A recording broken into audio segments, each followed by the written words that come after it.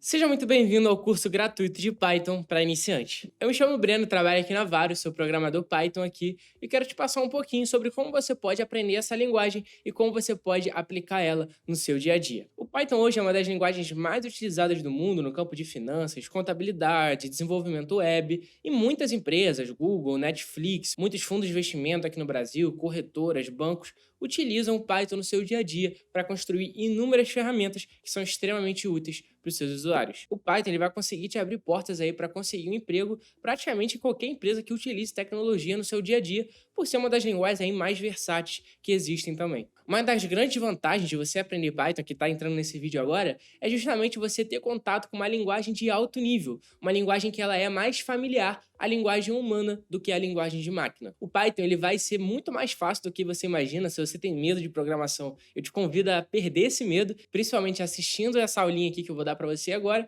e aí você vai ver que Python é muito mais fácil do que você talvez um dia imaginou. Você vai conseguir construir a sua primeira ferramenta aqui junto comigo agora, beleza? A gente vai construir uma calculadora de juros compostos. Então, se você já investe dinheiro, tem uma noção de investimento, a gente vai fazer uma calculadora que te ajuda a saber quanto você precisa guardar para atingir a liberdade financeira. Você vai colocar ali qual é o seu aporte, qual o tempo de investimento, e a calculadora vai te devolver qual é o seu dinheiro final e qual vai ser o seu salário mensal. Eu te garanto que nesse curso aqui para iniciante você vai conseguir fazer seus primeiros programas e principalmente se sentir orgulhoso aí, porque você vai partir bem do zero. Eu vou começar no início da aula baixando o Python no seu computador, então a gente vai baixar o Python junto, baixar um ambiente de programação e eu vou ensinar ali bem do iniciozinho a lógica de programação para você começar a dar seu primeiro passo e começar a programar. Beleza? Aqui no canal, você já deve ter visto pelo projetinho que a gente vai fazer, eu direciono mais o Python aplicado ao campo financeiro. Mas esse vai ser um vídeo que eu vou falar um pouco menos sobre finanças, principalmente porque esse básico do Python, ele é o básico para qualquer campo que você queira aplicar, contabilidade, direito, biologia, finanças,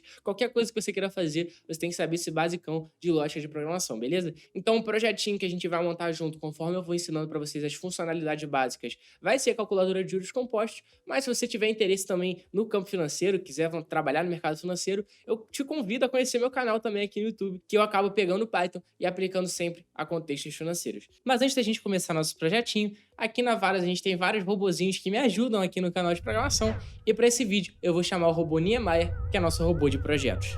Então a primeira coisa que a gente vai fazer aqui agora no nosso computador é baixar o Python, baixar o Anaconda, beleza? Então o que é o Anaconda? O Anaconda ele nada mais é do que um ecossistema que consegue englobar ali o Python, beleza? Então quando você baixa o Anaconda, você vai baixar tanto o ambiente que você vai programar, quanto a linguagem de programação.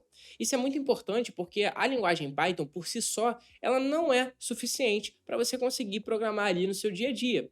Você precisa de algum ambiente que permita você colocar esses códigos e ele te retornar ali os resultados que você imagina, beleza? Então você vai programar em algum ambiente ali que vai deixar aquelas letras coloridinhas, vai te dar algumas mensagens de erros mais bonitinhas, porque no seu dia a dia você consegue ganhar produtividade quando você está trabalhando num campo, num ambiente de programação que permite aí a interface para o usuário seja extremamente amigável. E não aqueles terminais aí que você já deve ter visto pela internet, que você programa ali, você não sabe exatamente o que está acontecendo. Tudo bem? Então a gente vai baixar o Anaconda, que vai trazer junto dele todo o ambiente e também a linguagem Python, tudo bem? Então daqui a pouco você vai ver isso na prática, como isso acontece. Primeira coisa que a gente tem que fazer é digitar aqui no Google Anaconda Python. Tudo bem? A gente vai digitar, vai aparecer aqui pra gente a primeira coisinha do Anaconda pra gente baixar. Então a gente vai clicar aqui no Anaconda Distribution, tudo bem? E vai clicar em Download aqui, se você tiver no Windows, tudo bem? Se você estiver no MacBook e no Linux, você vai baixar o Anaconda do mesmo jeito, não tem problema nenhum. Vai clicar aqui em Download, vai salvar aqui em qualquer lugar no seu computador, tudo bem? Vou esperar um pouquinho, o Anaconda, o instalador, ele é um pouquinho grande, então vai demorar um pouquinho para baixar, até que tá baixando rapidinho. E vou clicar aqui para mostrar como que você pode fazer a instalação. Beleza, terminou aqui. Agora eu vou abrir o instalador para a gente instalar o Anaconda junto, tá? Vou clicar aqui em executar. Agora que abriu, a gente vai dar next, vai concordar aqui com os termos e licença, tá? Vai colocar aqui a instalação só para você, dá o next. Aqui você vai escolher uma pasta que o Anaconda vai ser instalado no seu computador, então você pode deixar como default aí. Eu vou mudar a minha aqui porque o Anaconda já está instalado no meu computador, e se eu colocar para a mesma pasta, ele vai acabar bugando, tudo bem? Pronto, eu mudei aqui só para a gente conseguir avançar para o próximo passo e eu mostrar para você que isso aqui é uma parte um pouco importante. Por quê? Caso você já tenha o Python instalado no seu computador, você tenha baixado o Python separado no Anaconda, é muito importante você colocar o Anaconda aqui como o seu Python de nascença, tudo bem? Aqui vai aparecer um probleminha para mim, por quê? Porque eu já tenho o Anaconda instalado no meu computador, mas para você não vai aparecer nenhum probleminha quando você clicar nessa caixinha e clicar em instalar, tudo bem? Eu não vou fazer isso aqui agora, porque como eu falei, o Anaconda já está instalado no meu computador, mas você vai clicar aqui, vai instalar, vai aparecer mais 3 passozinhos bem no final, você vai clicar Next, Next, vai aparecer 2 caixinhas selecionadas, você vai clicar em Finish, tudo bem? Ele vai abrir ali o negócio para Donate, você pode até desselecionar essas 2 caixinhas que vão aparecer e clicar em Finish, o seu Anaconda já vai estar instalado no seu computador. Demora um pouquinho, tá? O Anaconda, como eu falei, ele tem alguns gigas de tamanho, isso porque ele não vem só, como eu falei, com Python, ele vem com todo um ambiente de programação para você conseguir programar o Python da melhor forma possível. Mas a instalação é isso, tudo bem? Você vai clicar aqui em Install, vai instalar no seu computador. Qualquer dúvida que você tiver durante o vídeo, você pode fazer 2 formas. Ou você comenta aqui embaixo, que eu vou te ajudar com certeza, ou você manda uma mensagem para mim lá no meu Instagram, que aí eu vou responder até mais rápido. É breno.varos, beleza? @breno.varos. Vou deixar aqui embaixo, vai estar aparecendo aqui em algum lugar. Dá uma olhada lá, me segue lá no Instagram e tira qualquer dúvida que você tiver com essa aula. Você pode mandar print lá na minha direct, que eu consigo te responder e te ajudar com a instalação da melhor forma possível. Tudo bem? Então me segue lá no Instagram, que provavelmente você vai curtir bastante o conteúdo que eu posto lá também. Então vou dar o cancelar aqui, como eu falei, o Anaconda já está no meu computador. E se a gente der uma olhada aqui, agora que o Anaconda já instalou no seu computador, você vai na tecla aqui de iniciar, né? Então a gente tem um iniciarzinho aqui, vai digitar Anaconda, tudo bem? A gente tem tanto o aplicativo como o prompt. Qual é a diferença do Anaconda aplicativo para o Anaconda prompt? O prompt, ele é um terminalzinho, você vendo? Desse terminal, você vai conseguir instalar os pacotes, vai conseguir mudar algumas coisinhas. Já já a gente vai fazer isso, inclusive, para você mudar o tema aí do Jupyter Notebook. E tem também o Anaconda Navigator. Então vamos digitar aqui de novo, Anaconda. E é um aplicativozinho, ó, que se a gente clicar, a gente tem todo um ambiente de programação. Ele vai demorar um pouquinho para instalar, ó. Para abrir, na verdade, não para instalar. Instalar já está instalado. Agora ele vai iniciar aqui, ó, e vai abrir pra gente, depois de um tempinho que ele ficou abrindo aqueles terminaizinhos dele ali, ele vai iniciar pra gente o Anaconda aqui no Windows. Pra você ver como é que ele é um pouquinho pesado, ele vai iniciando várias coisinhas, vários processos ao mesmo tempo. Vou fechar o prompt aqui por agora, e esse aqui é o Anaconda Navigator, tudo bem? Aqui você vai ter várias formas de programar o Python. Todos esses programinhas aqui, praticamente todos, são IDEs. O que são IDEs? IDEs nada mais é, como eu falei para você, uma interface de programação. Então, nessas interfaces, você vai colocar de fato o seu programa, você vai construir de fato seus programas e aí vai conseguir organizar os seus projetos, fazer seus sistemas, fazer suas ferramentas, o bot que você quer como criar, qualquer coisa que você queira fazer, beleza? Talvez o seu esteja um pouco diferente do meu, porque eu tenho um VS Code instalado no meu computador, você provavelmente não vai ter, mas aqui por padrão ele vai vir com o Jupyter Notebook, com o PyCharm, com o Spider. Então cada pessoa utiliza uma IDE. Breno, eu vou utilizar uma ideia diferente do que você vai utilizar na aula, que vai ser o Jupyter Notebook. Não tem problema. Você pode fazer isso aqui no PyCharm, você pode fazer no Spider, você pode fazer no VS Code, se você tiver aí no seu computador. Não tem problema nenhum, você pode usar a ideia que você quiser. Isso é 100% opcional. É simplesmente gosto pessoal. Obviamente vão ter ideias, interfaces que são melhores para alguns projetos e ideias que vão ser melhores para outros projetos. Mas quando você tiver maturidade de programação, você vai saber escolher qual ideia é melhor para você, beleza? Então uma ideia que é para a gente começar, que para mim é a melhor ideia para você começar, é o Jupyter Notebook, que você vai clicar aqui nesse botãozinho de Launch.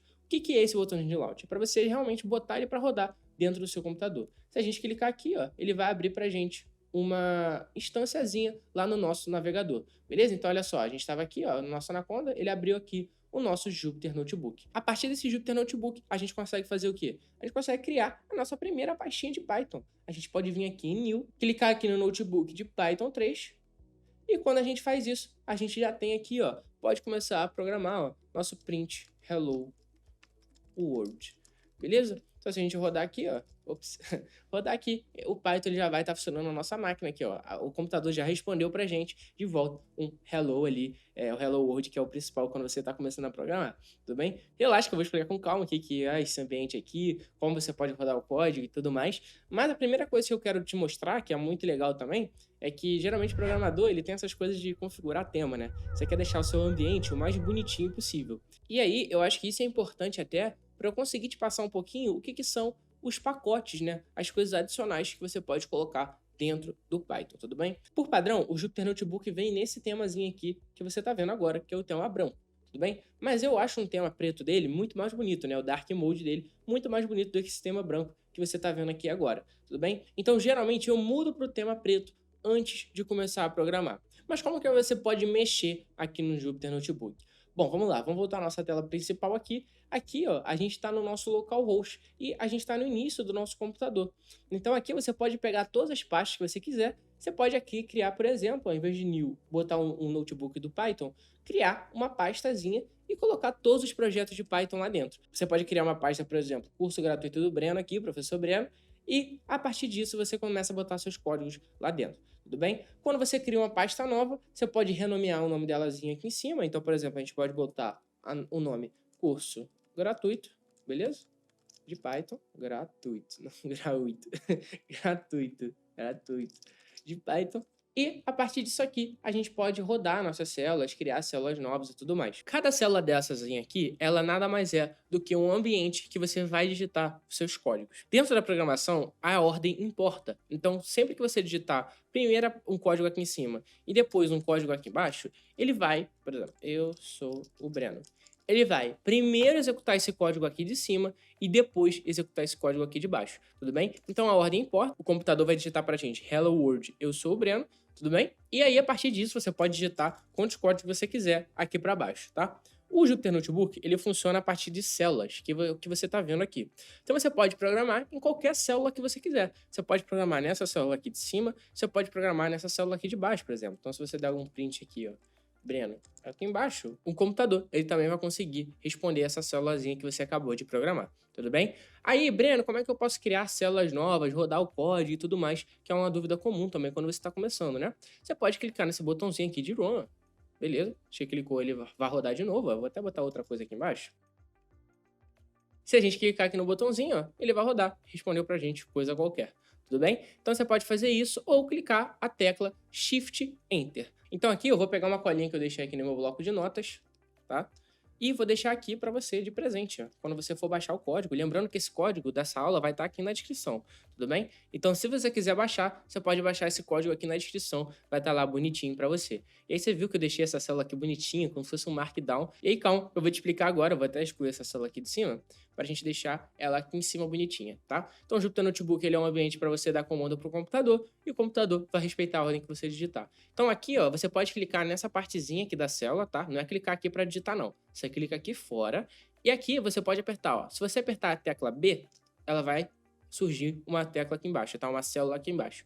Se você apertar a tecla D 2 vezes, né, do seu teclado aí, ela vai excluir a célula que você acabou de criar, tudo bem? Para rodar o código, Ctrl e Enter ou Shift Enter, tanto faz, tá? O Ctrl Enter ele vai rodar a célulazinha que você tá vendo, o Shift Enter ele vai rodar e vai selecionar de baixo automaticamente. Então, praticamente não faz diferença nenhuma. Ah, Breno, eu quero usar o botão. Não tem problema, você pode usar o botão. É só porque eu estou te ensinando os atalhos de teclado, que é muito mais rápido de você fazer, tá? Você pode transformar uma célulazinha dessa aqui em Markdown. Markdown é uma forma de você criar textos dentro de documentos, tudo bem? Então aqui você tem a célulazinha de código. Se você apertar a tecla M, ó, tô clicando aqui, ó, cadê? Tecla M, ó. Tecla M, ó. Você transforma ela numa célula de texto, tudo bem? E aqui agora você pode digitar à vontade o texto, que não vai ser uma programação Python, tudo bem? Vou voltar aqui para o nosso Jupyter Notebook. E aqui você pode digitar, ó, aí você vai ter que saber Markdown, que é uma linguagem de marcação, né? Mas aí não precisa se aprofundar nisso nessa aula, estou te mostrando como que eu criei. Aqui com o jogo da velha, você pode digitar o que você quiser, o seu título, por exemplo, título 1. E aí você aperta Enter aqui, se você botar o asterisco, ele começa a criar os bullet points, tá? Então, por exemplo, tópico 1.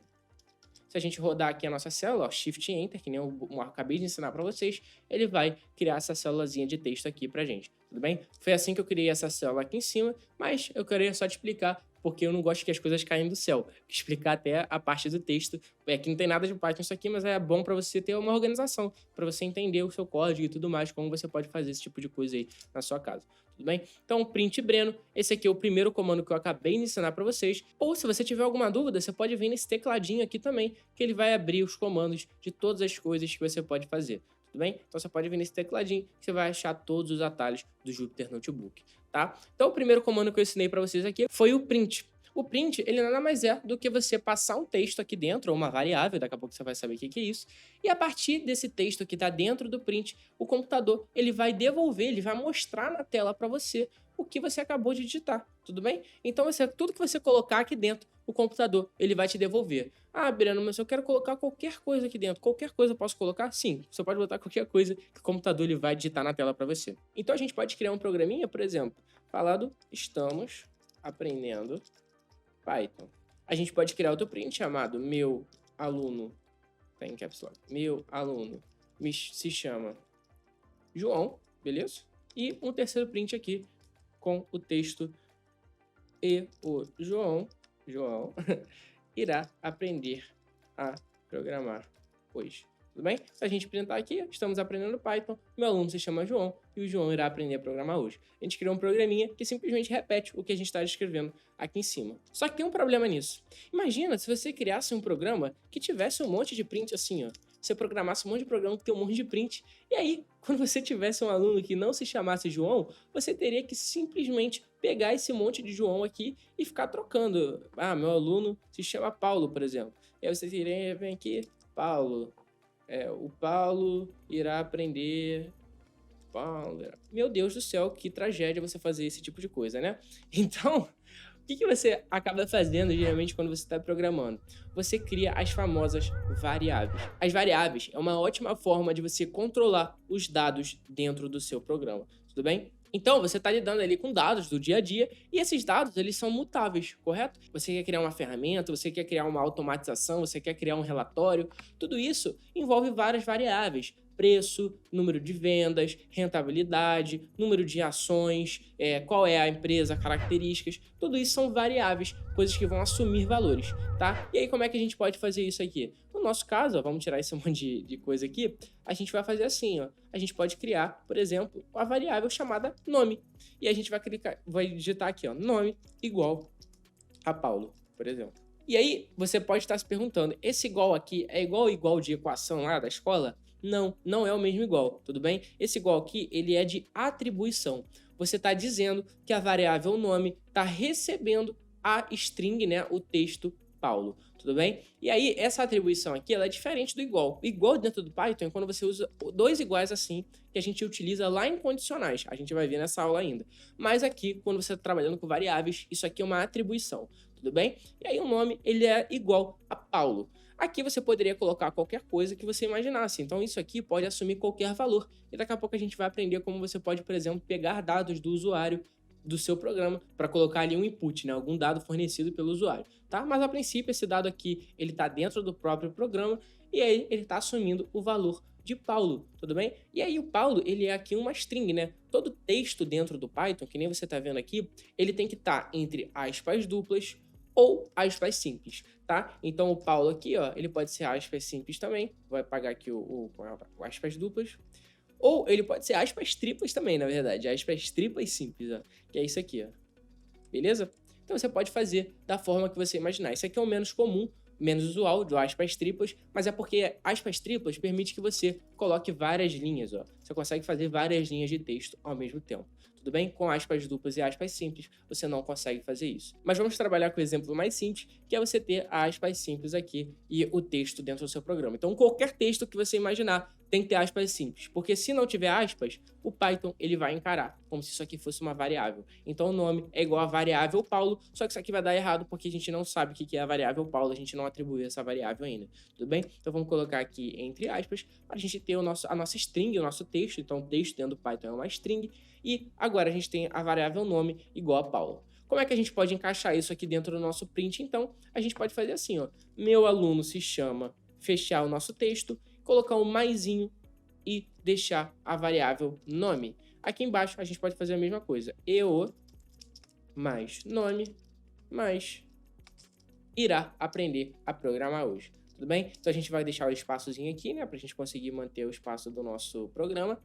E aí esse maisinho aqui é para a gente juntar as duas strings, tudo bem? Então a gente está juntando a variável Paulo com o texto ali, meu aluno se chama, tá? Então a gente está juntando esses dois textos, vai formar um texto só, chamado meu aluno se chama Paulo, tá? Então vamos rodar o nosso programinha aqui, ó. a gente vai chegar, meu aluno se chama Paulo, esqueci do espaçozinho aqui, ó, vamos rodar de novo. Meu aluno se chama Paulo e o Paulo irá aprender a programar hoje. Ah, o Paulo mudou de nome, agora se chama Leandro, não tem problema. Meu aluno se chama Leandro e o Leandro irá aprender a programar hoje. Tudo bem? Então as variáveis, como eu falei, são ótimas formas de controlar os dados dentro dos programas. A partir das variáveis, você vai manipulando elas e criando tabelas, criando listas, criando qualquer outra estrutura mais complexa dentro da programação. A variável é a estrutura mais simples que existe. Então vou deixar uma colinha aqui pra gente aqui embaixo, para você fixar isso na sua cabeça, ó. Deixei a colinha aqui no meu bloco de notas, ó. As variáveis são incríveis formas de controlar os dados dentro dos programas. Bem? Então tudo que você quiser, você vai colocar uma variávelzinha para você conseguir controlar esses dados, tá? Agora, outra coisa que a gente vai aprender são o quê? Os tipos de dados. A gente só aprendeu até agora o string, né? A gente só tá com texto dentro do nosso programa. Mas provavelmente, se você tá aprendendo Python, você quer fazer análise de dados aí, quer fazer alguma automatização, e essa automatização certamente vão envolver números e tudo mais. Então vamos criar aqui, ó, nosso próximo tópico, tipos de dados. Tudo bem? E aí, aqui nesses tipos de dados, a gente vai ter quais tipos de dados? A gente vai ter a string, que é o que a gente acabou de aprender, a gente vai ter o inteiro, a gente vai ter o float e a gente vai ter o booleano. Tudo bem? São os tipos de dados mais comuns aí dentro do Python, tá? E que tipos de dados são esses? Eu vou pegar o nosso textinho que está aqui em cima, ó, e vamos repetir ele aqui embaixo. Estamos aprendendo Python, meu aluno se chama Leandro e o Leandro irá aprender a programar hoje. E se a gente quiser, por exemplo, colocar aqui, meu aluno se chama Leandro e ele tem, deixar um espacinho aqui, anos aluno. Anos aluno, botar um maisinho aqui no meio, anos. Beleza? Então a gente pode criar aqui a nossa variável, anos Leandro, igual a 50. Só não vamos esquecer de colocar o maisinho aqui depois do nome, tudo bem? E aí aqui, se a gente rodar o nosso programa, vai dar anos aluno, não tá definido, porque eu botei anos Leandro em vez de anos aluno. Que coisa ridícula. Beleza, então a gente botar anos aluno aqui, meu aluno se chama Leandro e ele tem 50 anos. E o Leandro, vamos tirar esse Zzinho aqui para ficar bonitinho nosso texto, ó.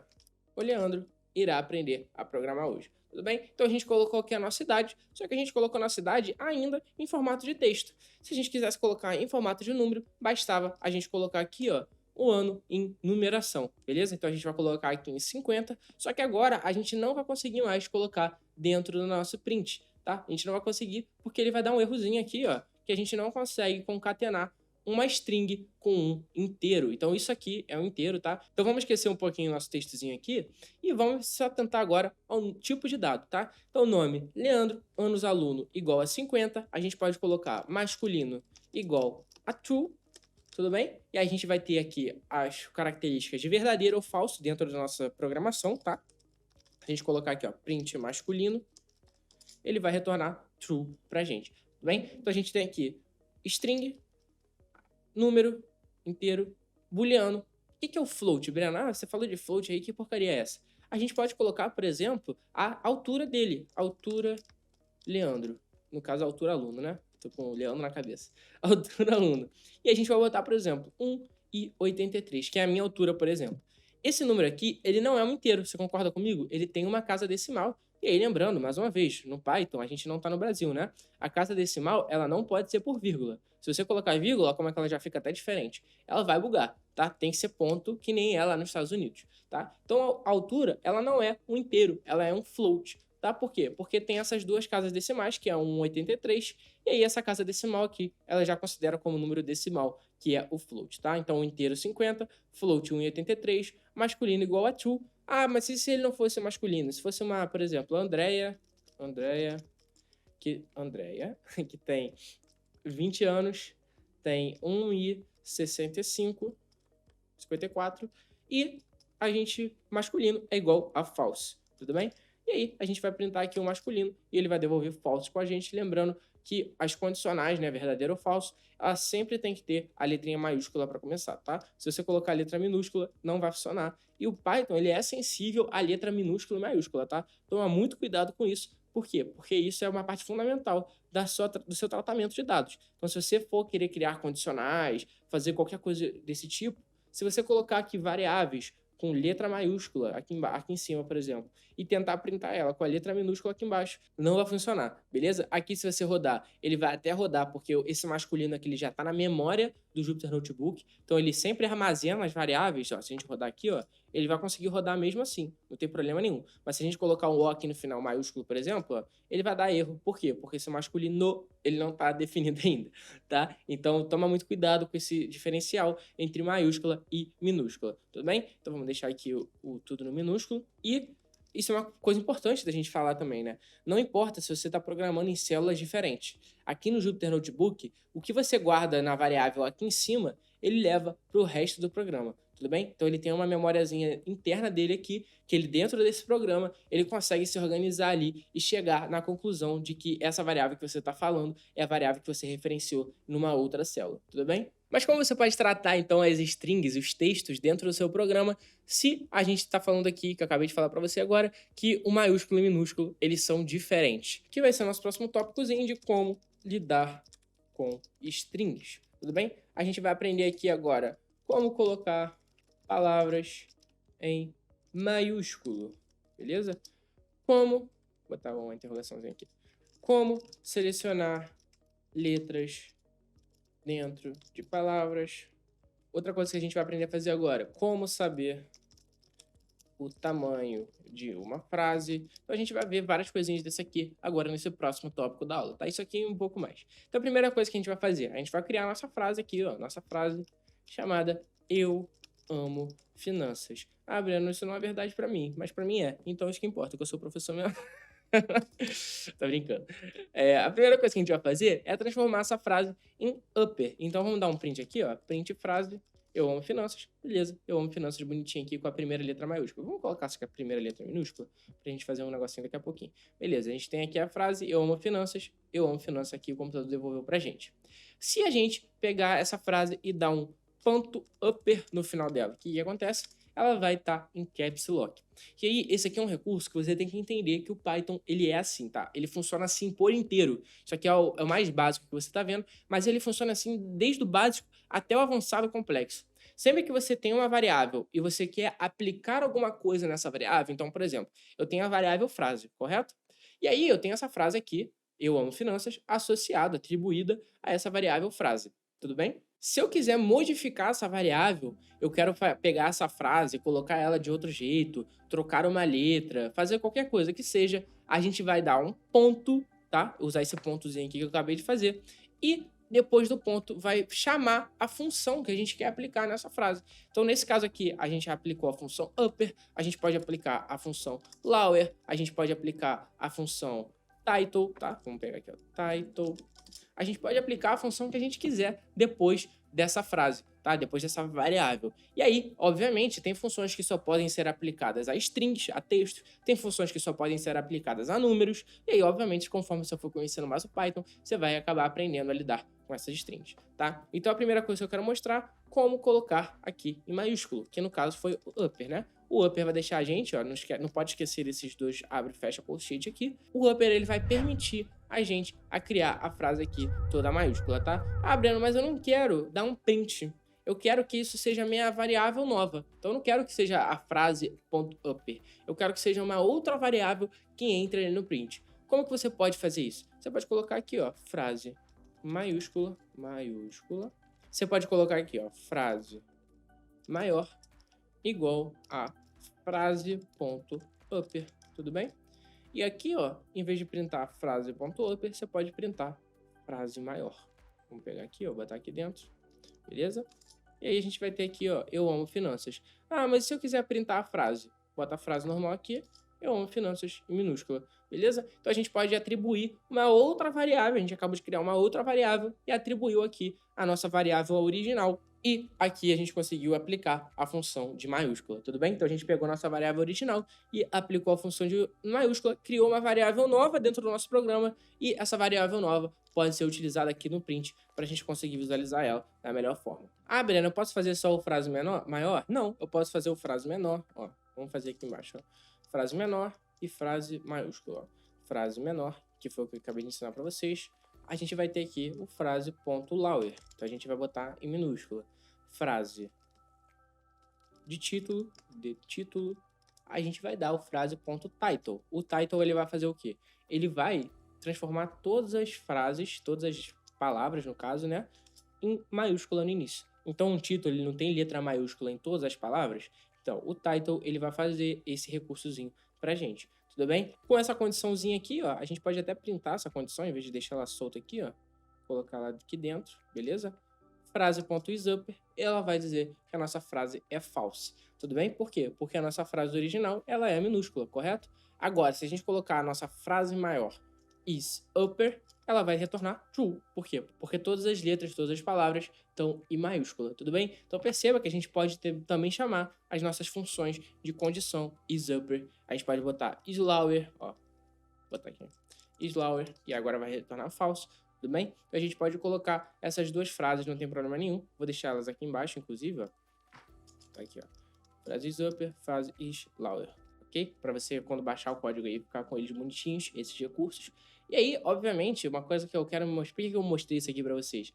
Porque dentro do Python, você pode aplicar várias funções a uma variável. Vamos pensar no Excel? Vamos voltar um pouquinho para provavelmente você está mais acostumado. Dentro do Excel, você não pode pegar uma célula e colocar várias fórmulas dentro daquela mesma célula.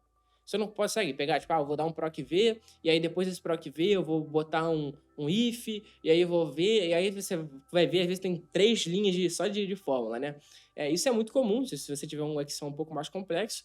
Então, dentro do Python não é muito diferente. Você consegue colocar ali quantas fórmulas você quiser dentro da sua variável, tá? Então, por exemplo, se eu quiser pegar a frase maior, colocar ela no minúsculo, ó, Lower, e aí, depois, colocar... Tirar desse ponto duplo aqui. E depois, perguntar se ela é minúscula. Aí você vai falar, pô, Abraão, mas é óbvio que isso aqui vai retornar true. E sim, é verdade, é óbvio que isso aqui vai retornar true. Mas eu quero te mostrar que isso é possível, beleza? Então, olha só. Ele retornou true pra gente, por quê? Porque a gente pegou a frase maior, botou ela em minúscula, e depois que a gente botou ela em minúscula, a gente pegou e colocou, verificou a condicional, se ela era minúscula ou se ela não era minúscula, beleza? Então a gente consegue colocar aqui, Breno, eu consigo colocar 80 funções na variável? Consegue botar 80 funções. Não é muito comum, mas você consegue fazer da forma que você quiser, tá? Então não tem limite aqui, você pode botar ponto rará, ponto rará, ponto rará, não tem problema nenhum. Você pode ir aplicando as funções conforme você quiser, no seu texto, na sua tabela, no seu número, na sua lista, qualquer coisa que você queira fazer, tudo bem? Então eu vou tirar esse print aqui para a gente trabalhar agora nosso próximo recurso, mas vou deixar esse recurso duplo aqui para a gente conseguir visualizar que a gente pode fazer isso sem problema nenhum, tudo bem? Outra coisa que a gente pode verificar, e aí eu vou colocar já aqui embaixo, ó, para a gente conseguir separar melhor, é o quê? Como selecionar letras dentro da frase. Tá? Isso é uma coisa bem comum que você vai ter que fazer. Você vai ter que selecionar algumas coisas. Eu quero pegar só o eu, ou eu quero pegar só o finanças. Como que eu posso fazer esse tipo de coisa? E aí é importante a gente fazer isso agora nesse primeiro momento, para você entender como que funciona a contagem dentro do Python. Então a gente tem a nossa frasezinha aqui, correto? E essa frasezinha você pode selecionar, por exemplo, aqui entre colchetes, o número 0. E o que vai acontecer se a gente botar para rodar esse programa aqui? Ele vai selecionar a letrinha E, que é o quê? A primeira letra da nossa frase, né? Eu amo finanças. Então, primeira coisa que é importante você entender. No Python, sempre que você for selecionar itens, contar itens, qualquer coisa que você tenha que fazer, a contagem no Python começa no 0, tá? Ela não começa no 1. Isso é muito importante para você entender que o 0 ali, ele é onde você está começando. Então, se você for contar alguma lista, você vai falar 0, 1, 2, 3. Eu quero contar uma frase. 0, 1, 2, 3. E esses númerozinhos aqui, eles representam tanto a letra quanto os espaços vazios, tá? Os espaços vazios também contam. Então, vamos contar aqui, ó. Eu amo finanças. E é a 0, U é 1, o espaço vazio é 2, a letra A vai ser o número 3. Então, se a gente colocar aqui entre colchetes o número 3, ele vai devolver pra gente o quê? A letra A, tudo bem? Então, esse colchetezinho aqui que você tá vendo, ele é basicamente como você vai selecionar itens dentro do Python. E de novo, que nem eu falei aqui em cima, por que eu tô te ensinando string? Talvez você seja aí do outro lado, falando assim, pô, mas eu quase não vou usar string. Eu só lido com número. Eu sou contador. Vou trabalhar como analista de mercado financeiro. Por que eu tô te mostrando essas strings aqui? Porque isso aqui é uma melhor forma para você ser introduzido nesses recursos que vão ser utilizados em matrizes, que vão ser utilizados em vetores. Então, que recursos são esses? O primeiro era esse aqui, de você aplicar várias funções a uma variável. Então, quando você for trabalhar lá com uma função, uma variável que seja no seu programa aí na sua área, você vai conseguir aplicar várias funções a essa variável e essa aqui era a forma mais fácil de te ensinar isso. Por que eu estou agora falando para você como selecionar uma letra dentro de uma frase? Breno, eu nunca vou fazer isso no meu dia a dia. Relaxa, eu estou te falando isso porque eu quero te ensinar esse mecanismo aqui, ó, de colchetes e contagem dentro do Python. Porque quando você estiver trabalhando com matrizes, tabelas, um tabelão do Excel dentro do seu Python e etc., você vai selecionar elementos da mesma forma, entre colchetes, beleza? Então, esses colchetezinhos aqui, ó, eles vão servir para você selecionar tudo dentro do Python. Você vai colocar números, você vai colocar, por exemplo, quando você estiver trabalhando com uma tabela, você vai colocar o nome aqui, nome da coluna, ficou ao contrário, nome, coluna, beleza? Então, você vai sempre selecionar itens dessa formazinha aqui, tá? Isso é muito importante para você aprender a selecionar itens dentro do Python. Então, se a gente quiser selecionar 0, a gente vai selecionar a primeira letra. Se a gente quiser selecionar -1, o que vai acontecer? A gente vai selecionar o último, que no caso é a letrinha S. Então, sempre que você quiser selecionar um número aí que está no final, eu quero selecionar o último, eu quero selecionar o último número, ou a última posição, ou a última coluna da minha tabela, ou a última letra da minha frase, que nem a gente está fazendo aqui, a gente vai utilizar o número -1. Perceba como é que agora eu estou começando a expandir o conhecimento. Agora que você já está começando a pegar o básico, eu consigo expandir um pouco mais esse conhecimento para outras áreas. E conforme a gente for montando nosso projetinho, você vai perceber também. Tudo bem? Então a gente tem a letra aqui, -1. A gente pode selecionar intervalos? Pode também, claro. A gente pode pegar aqui o 0, ó, botar 2 pontos e eu quero até o número 3. Se a gente fizer isso, a gente vai selecionar a frase eu e o espaçozinho aqui do lado. Se a gente colocar, por exemplo, o número 2, a gente vai selecionar só o eu. E aí você pode imaginar, né, que a gente está selecionando o quê? Quando a gente está pegando a palavra eu. A gente está selecionando o 0 e o 1. Então esse 2 aqui, ó, a gente está colocando até o 2, o Python ele conta 0, 1, esse 2 aqui, ele ignora, tá? Então, esse último númerozinho que a gente botar aqui, o Python, ele vai sempre ignorar, tudo bem? Então, ele nunca vai pegar esse últimozinho aqui, ele vai sempre pegar do anterior a ele até o primeiro número que você selecionou. Nessa célula aqui específica, eu acabei não utilizando print, tá? Mas é porque isso é um recurso do Jupyter Notebook. Jupyter Notebook você não precisa utilizar o print, se você printar aqui vai dar praticamente a mesma coisa, tá? Mas se você estiver utilizando o PyCharm, VS Code, o print ele é obrigatório, tá? Então eu vou deixar aqui vários exemplozinhos pra gente também, né? Vamos colocar aqui, ó, 0, -1, tá? Opa, -1. E aí você vai ver, ó, eu, ES, a gente vai selecionando diferentes intervalos da nossa contagem, tá? Eu quero selecionar, Breno, não quero selecionar só eu não sei o intervalo, eu quero selecionar do primeiro em diante, por exemplo. Eu posso fazer isso? Pode, claro. Você pode botar 1, e aí você vai botar os 2 pontos aqui, e vai deixar aqui, ó, um espaço branco, ó. Vai deixar um espaço branco. Sabe o que vai acontecer? Você vai selecionar todos os elementos do primeiro até o último. Tudo bem? Então vai aparecer aqui, ó, o amo finanças.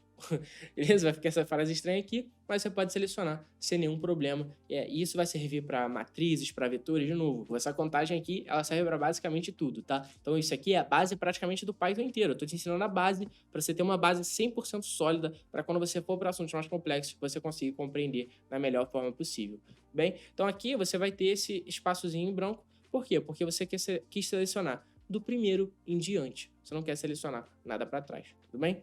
Breno, mas como é que a gente pode descobrir qual o tamanho da minha frase? Quantas letras tem lá dentro, incluído os espaços vazios? Quantos caracteres, na verdade, né, tem lá dentro, incluindo esses espaços vazios? Você vai digitar a palavra len e vai passar a sua variável, que no caso aqui é frase, tudo bem? Então, olha só, ele vai retornar para a gente o número 15, por quê? Porque ele vai retornar para a gente o tamanho da nossa frase, tudo bem?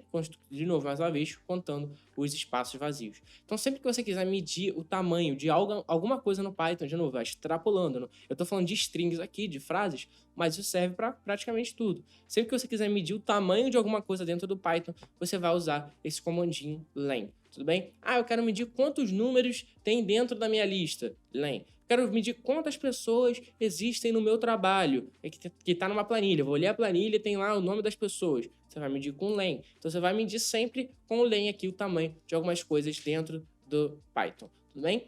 Para finalizar aqui nossas atribuições de string, a última coisa que a gente pode querer fazer é trocar alguma frase. Então, por exemplo, Eu, Breno, particularmente, amo finanças, mas sabe o que eu amo também? O Flamengo. Eu gosto muito do Flamengo, eu sou flamenguista doente desde criança.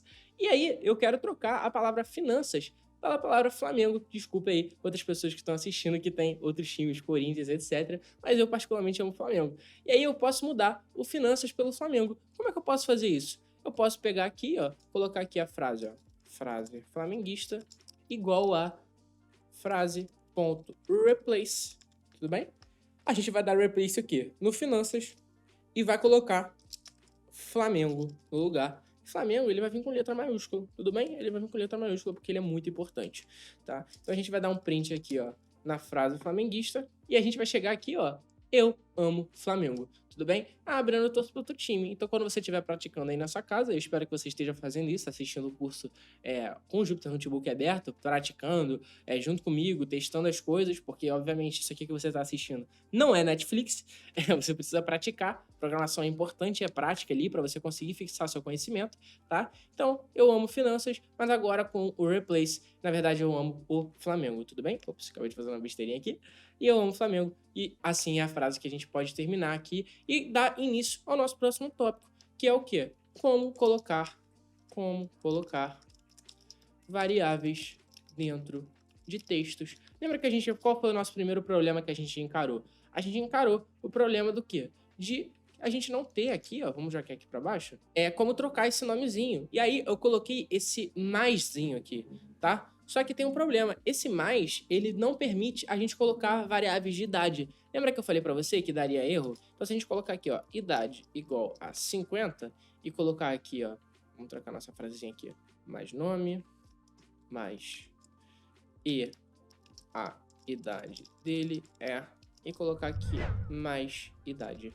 Lembra que eu falei que se a gente fizesse isso vai dar erro no nosso programa? Por que o nosso programa vai dar erro? Porque a gente não consegue botar um número aqui dentro que não seja um texto. Só que como eu falei, a maioria das vezes a gente vai estar trabalhando com números, não vai estar trabalhando com texto. Como que a gente pode fazer isso então? Colocando uma f-string. Então isso vai ser muito utilizado quando você for criar relatórios. Então, por exemplo, você tem relatório para criar aí de eu tenho um relatório para enviar todos os dias para o meu chefe, ou eu tenho um relatório para enviar para uma consultoria, para uma auditoria, eu quero criar um relatório pessoal da minha carteira de investimento pessoal, qualquer coisa que você queira fazer, é muito comum dentro desse relatório existir textos variáveis, concorda? Então, por exemplo, você está fazendo um relatório de fechamento de mercado, você quer botar que o Ibovespa subiu X%, você não quer botar que o Ibovespa subiu 2%, porque amanhã ele vai subir alguma coisa diferente, ou ele vai afundar, como ele tem feito ultimamente, tá? Então, você quer colocar alguma coisa ali variável, seu texto ele não pode ser fixo. E dessa forma aqui que eu ensinei para você lá no início, não serve muito, essa é a verdade. Por quê? Porque você não consegue botar números, e às vezes você está pegando números dentro do seu programa, você está pegando ali a rentabilidade de alguma coisa, a quantidade de alguma coisa, o número de vendas. Então, o que você vai querer fazer? Você vai pegar essa idadezinha aqui e vai colocar aqui dentro através de uma f-string. O que é uma f-string? É quando você coloca um fzinho aqui na frente, ó, simples assim. E aqui, agora, em vez da gente colocar mais nome, mais não sei o que é muito ruim, a gente vai colocar as coisas entre chaves. Olha só que coisa linda. Então, a gente vai colocar aqui, ó, nome e a idade dele botar aqui a chavezinha, idade. Beleza? Vamos tirar esse negócio aqui. E aí a mesma coisa vai servir aqui para baixo, tá? Vamos fazer aqui embaixo também. O nome irá aprender a programar hoje. Vamos botar o Fzinho aqui na frente. Vamos printar e olha só, agora o nosso programa funciona. Estamos aprendendo Python, meu aluno se chama Leandro e a idade dele é 50. O Leandro irá aprender a programar hoje. Então, a partir disso aqui, você consegue colocar outras coisas que não sejam, principalmente números, né? Que não sejam textos dentro do nosso texto. Você coloca a nossa variávelzinha entre chaves e coloca um Fzinho aqui na frente para avisar para o Python, olha só, Python, tudo que está entre chaves é uma variável do meu programa.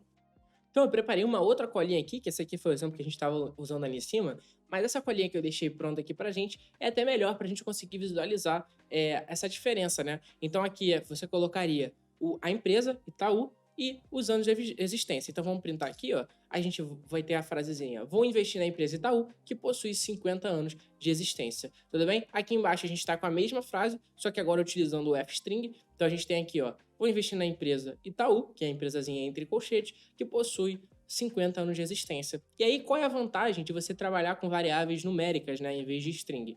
A gente pode, por exemplo, pegar o ano de fundação do Itaú, né? A gente pode lidar aqui, pegar o ano de 2023, que é o ano atual que eu tô gravando esse vídeo, e dar o menuzinhos aqui, o anos em números. Então a gente vai ter aqui um ano normal, que é o string, né? E o ano em número, né? Que é, na verdade a gente colocou aqui o 50. E a gente pode pegar o 2023 e diminuir do 50. Então, dentro do nosso relatório automatizado que a gente vai criar aí nosso emprego, nosso trabalho para você mesmo, você pode fazer o quê? Você pode pegar esse númerozinho e diminuir de outras coisas, e a partir de um único número, você vai criando o seu relatório inteiro, fazendo as contas ali do que você tiver que fazer, tudo bem? Então aqui, ó, vou investir na empresa Itaú, que possui 50 anos e foi fundada em 1973. Então nosso relatório aqui ele vai ficando cada vez mais completo a partir dos númerozinhos que você coletou e das contas que você vai fazendo no meio do caminho, tá? Breno, eu não sei fazer conta no Python ainda, você não me ensinou, calma que eu vou te ensinar daqui a pouquinho, tá? É o próximo tópico que a gente vai aprender como lidar com números, tá? Então isso aqui é muito útil para a gente conseguir trabalhar com os dados, com os tipos certos de dados dentro do nosso programa, tá? A gente não tem problema de tipagem, né? A gente não quer trabalhar com número, que na verdade ele está em formato de texto dentro do nosso código, tá? Nosso próximo tópicozinho, ó, vou abrir mais de células aqui para baixo, é o quê? Como, agora que a gente aprendeu string, né? Como lidar com números e operações aritméticas, beleza? A gente vai ter aqui, ó, como lidar com números e operações aritméticas. O que eu falei lá para você, a gente tem um número inteiro, né? Por exemplo, número 30, inteiro, número 30, e a gente tem um float, né? Que é o número decimal, vou botar número decimal, que é melhor.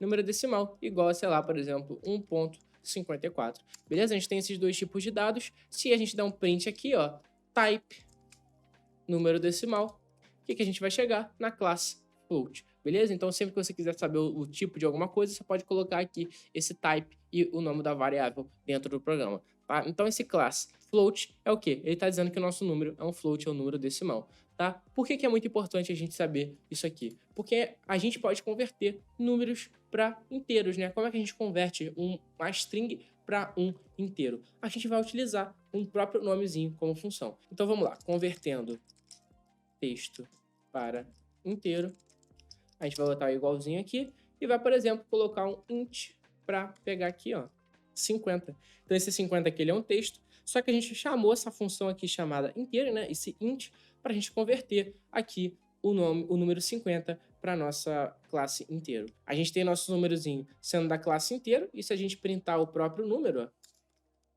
sem o typezinho, vamos tirar esse typezinho aqui, ó, a gente vai ter, ó, ele é um inteiro 50. Se a gente não colocar nada, sem esse inteiro aqui, ó, ele vai ser uma string com o mesmo 50, só que isso aqui vai ser um texto e a gente não vai conseguir fazer conta com ele, tudo bem? Então vamos voltar aqui para o nosso inteiro. E a gente pode fazer a mesma coisa, ó, convertendo texto para float, tá? E a gente pode botar aqui, ó, float 50.54, 45. E aí a gente vai ter a mesma coisa, tá? Acabei de ver que eu botei conversando em vez de converter. Convertendo texto para inteiro, convertendo texto para float. Aqui a gente vai ter a mesma coisa, tá? Então a gente vai botar aqui, ó.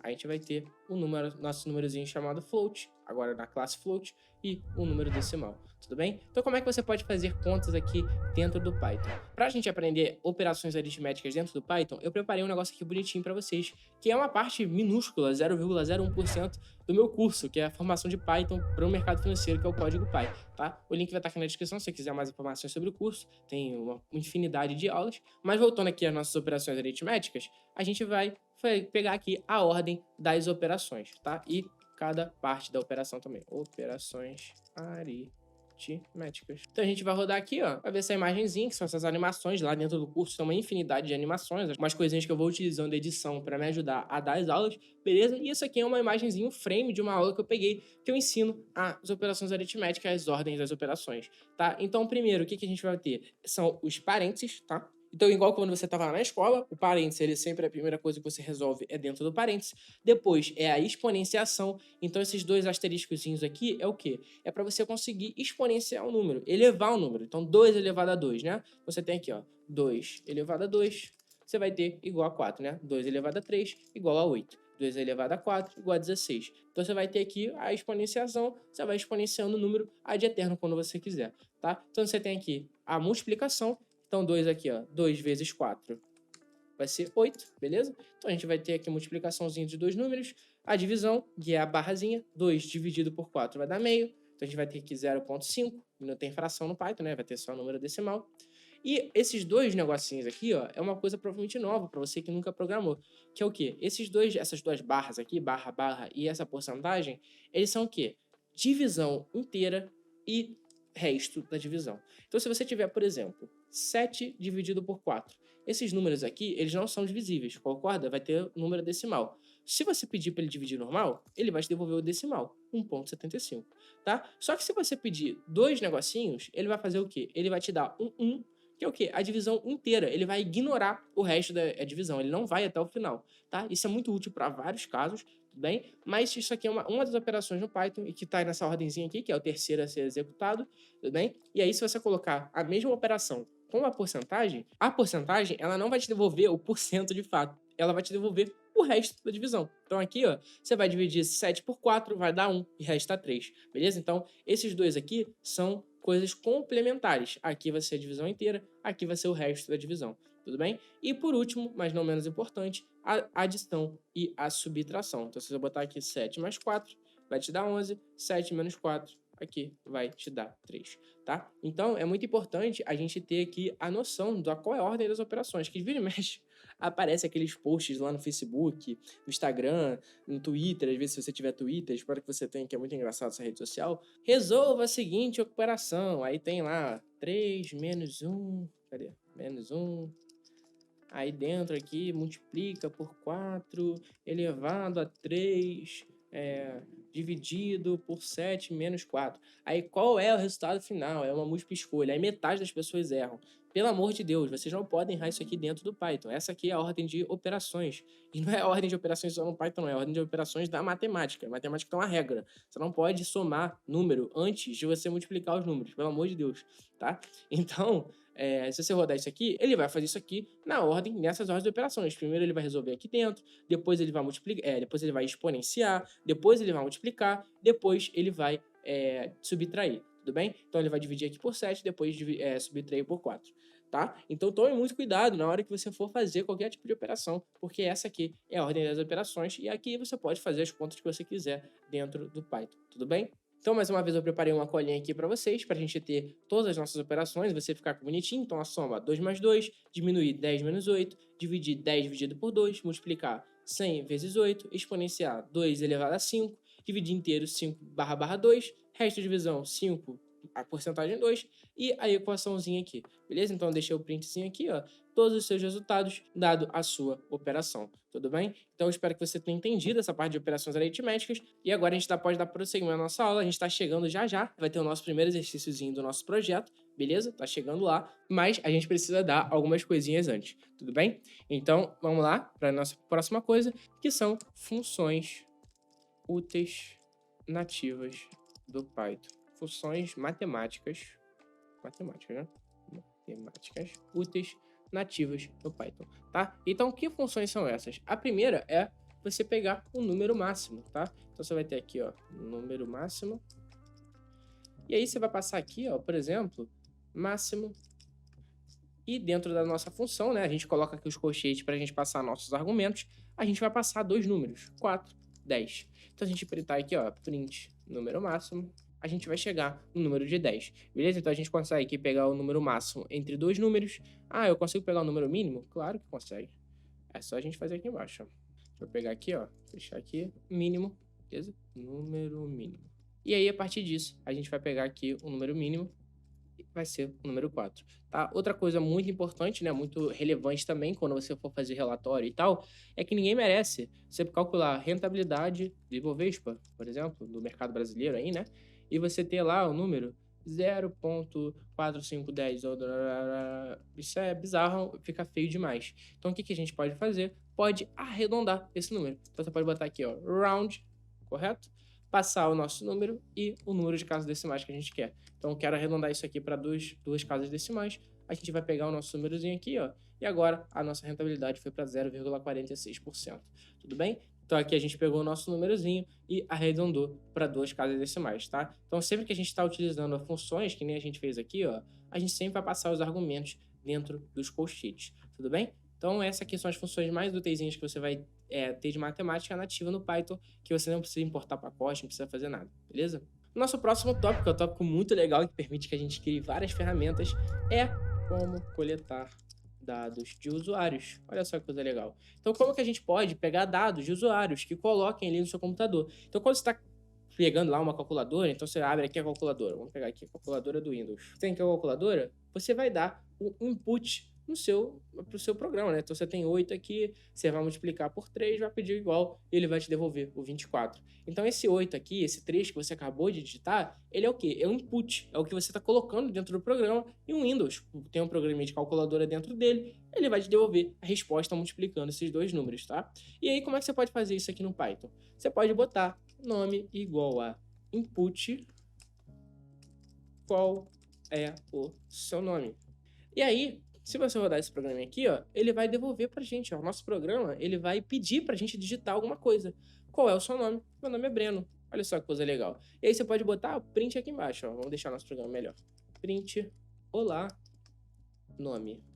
Seja muito bem-vindo. Muito bem-vindo. É assim que os programas fazem, tá? Os programas que você utiliza aí no seu dia a dia, a partir de input, ele vai conseguindo construir todo o programinha, beleza? Então, ó, qual é o seu nome? Meu nome é Breno. Olá, Breno, seja muito bem-vindo. Então, o e-mail que você envia, as coisas que você vai colocando, se você trabalha com e-mail marketing, tem uma noção como é que funciona, né? E-mail para disparar para cliente e tudo mais, geralmente você coloca uma variávelzinha ali dentro do seu texto, não coloca? Se você nunca trabalhou com isso, não tem problema nenhum, mas se você já teve que enviar e-mail para uma base de e-mails e tudo mais, você sabe que você coloca ali dentro de um e-mail, como é que você recebe ali aqueles e-mails que você recebe no seu e-mail, se você nunca trabalhou com isso? Oi, Breno. Olá, Breno. Tem uma promoção para você. Como é que o e-mail ele sabe o seu nome? Quando você se cadastrou, você colocou ali naquele formuláriozinho o seu nome, né? Ele geralmente o formulário faz o quê? O seu nome e o seu e-mail. O banco de dados, ele armazenou o seu nome e o seu e-mail. Quando ele vai enviar um e-mail para o seu e-mail, ele pega ali o seu nome no banco de dados e coloca dentro do texto, igual a gente fez aqui. É a mesma coisa, tá? É assim que esses e-mails funcionam. E aí você vai botar uma f-string lá, vai colocar o nome do cara, vai pegar esse nome lá no banco de dados que ele registrou e a partir desse banco de dados, ele vai botar: olá, Breno, seja muito bem-vindo. Você é muito bem-vindo aqui no nosso curso, não sei o que, blá, blá, blá. Tudo bem? Então é assim que a pessoa faz.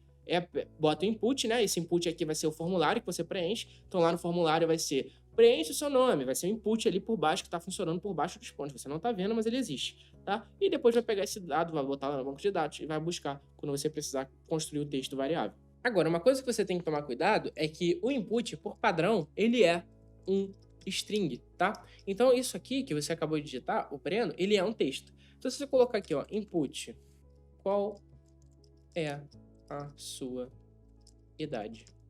Vou botar aqui a pergunta, né? Olá, Breno, seja muito bem-vindo. Soube que você tem. Vou botar a idade aqui, ó. Idade, anos. Beleza? Então a gente vai ter aqui, ó. Qual é o seu nome? Meu nome é Breno. Qual é a sua idade? Vamos fingir que eu tenho 50 anos.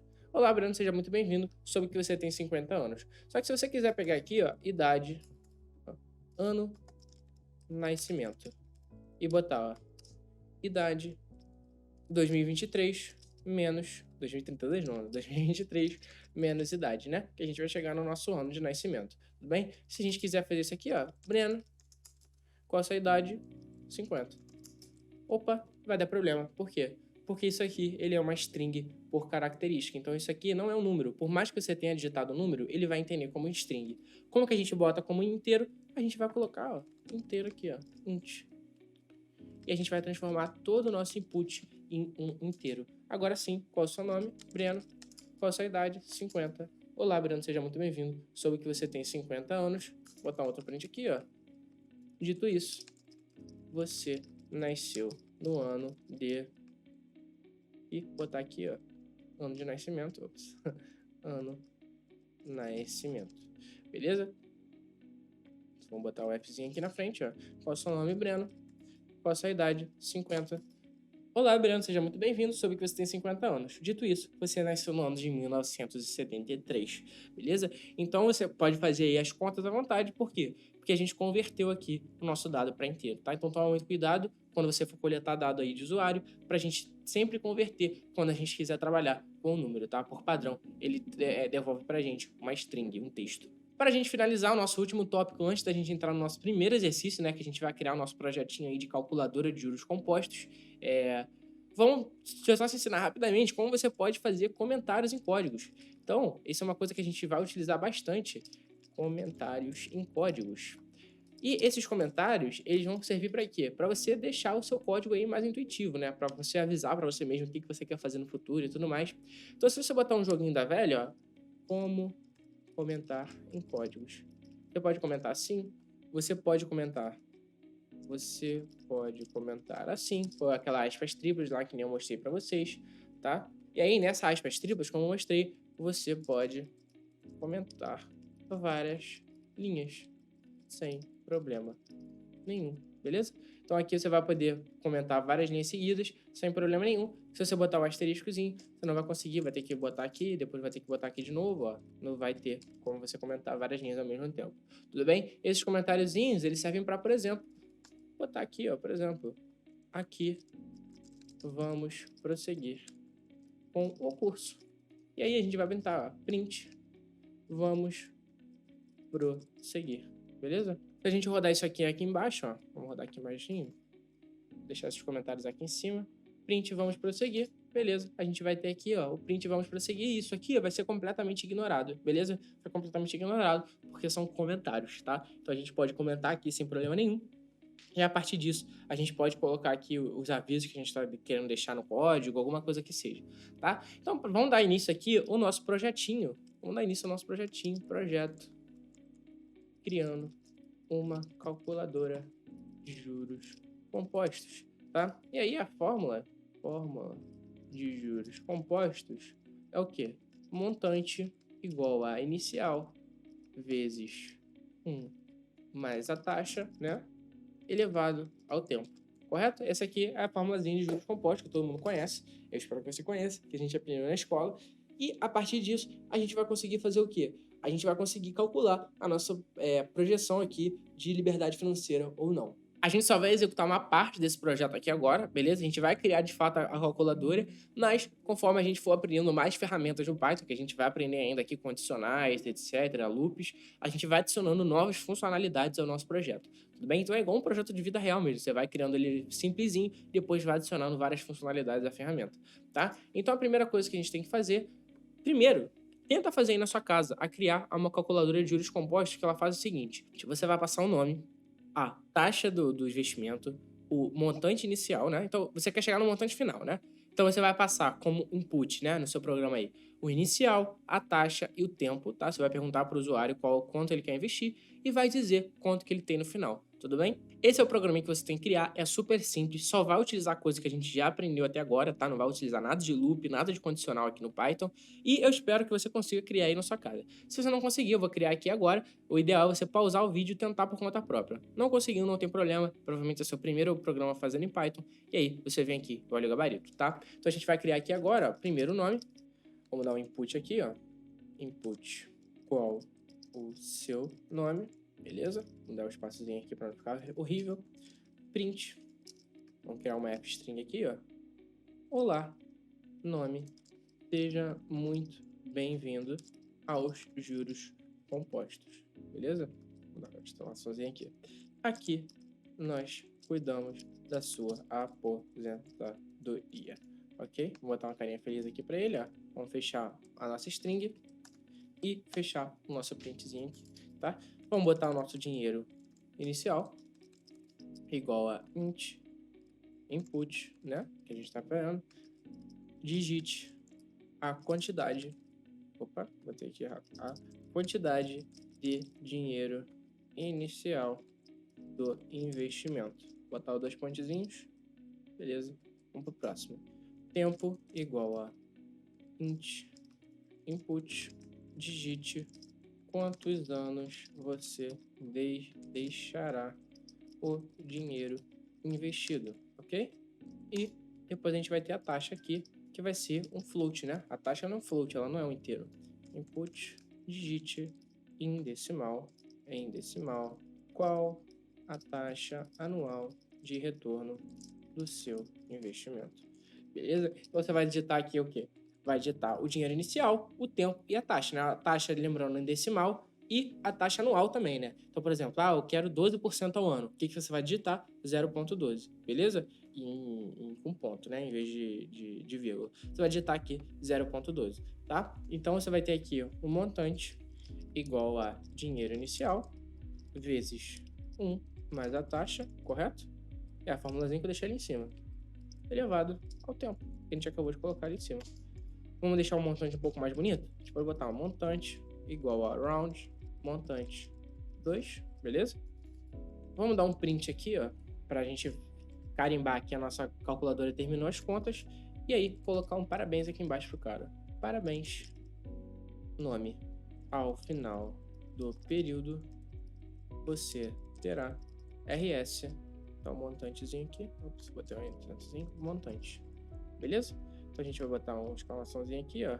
E vamos rodar o nosso programa, beleza? Qual é o seu nome? Meu nome é Breno. Vou botar aqui para baixo, ó.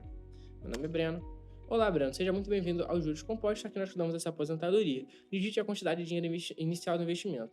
É 10 mil. Vamos botar 10 mil para investir.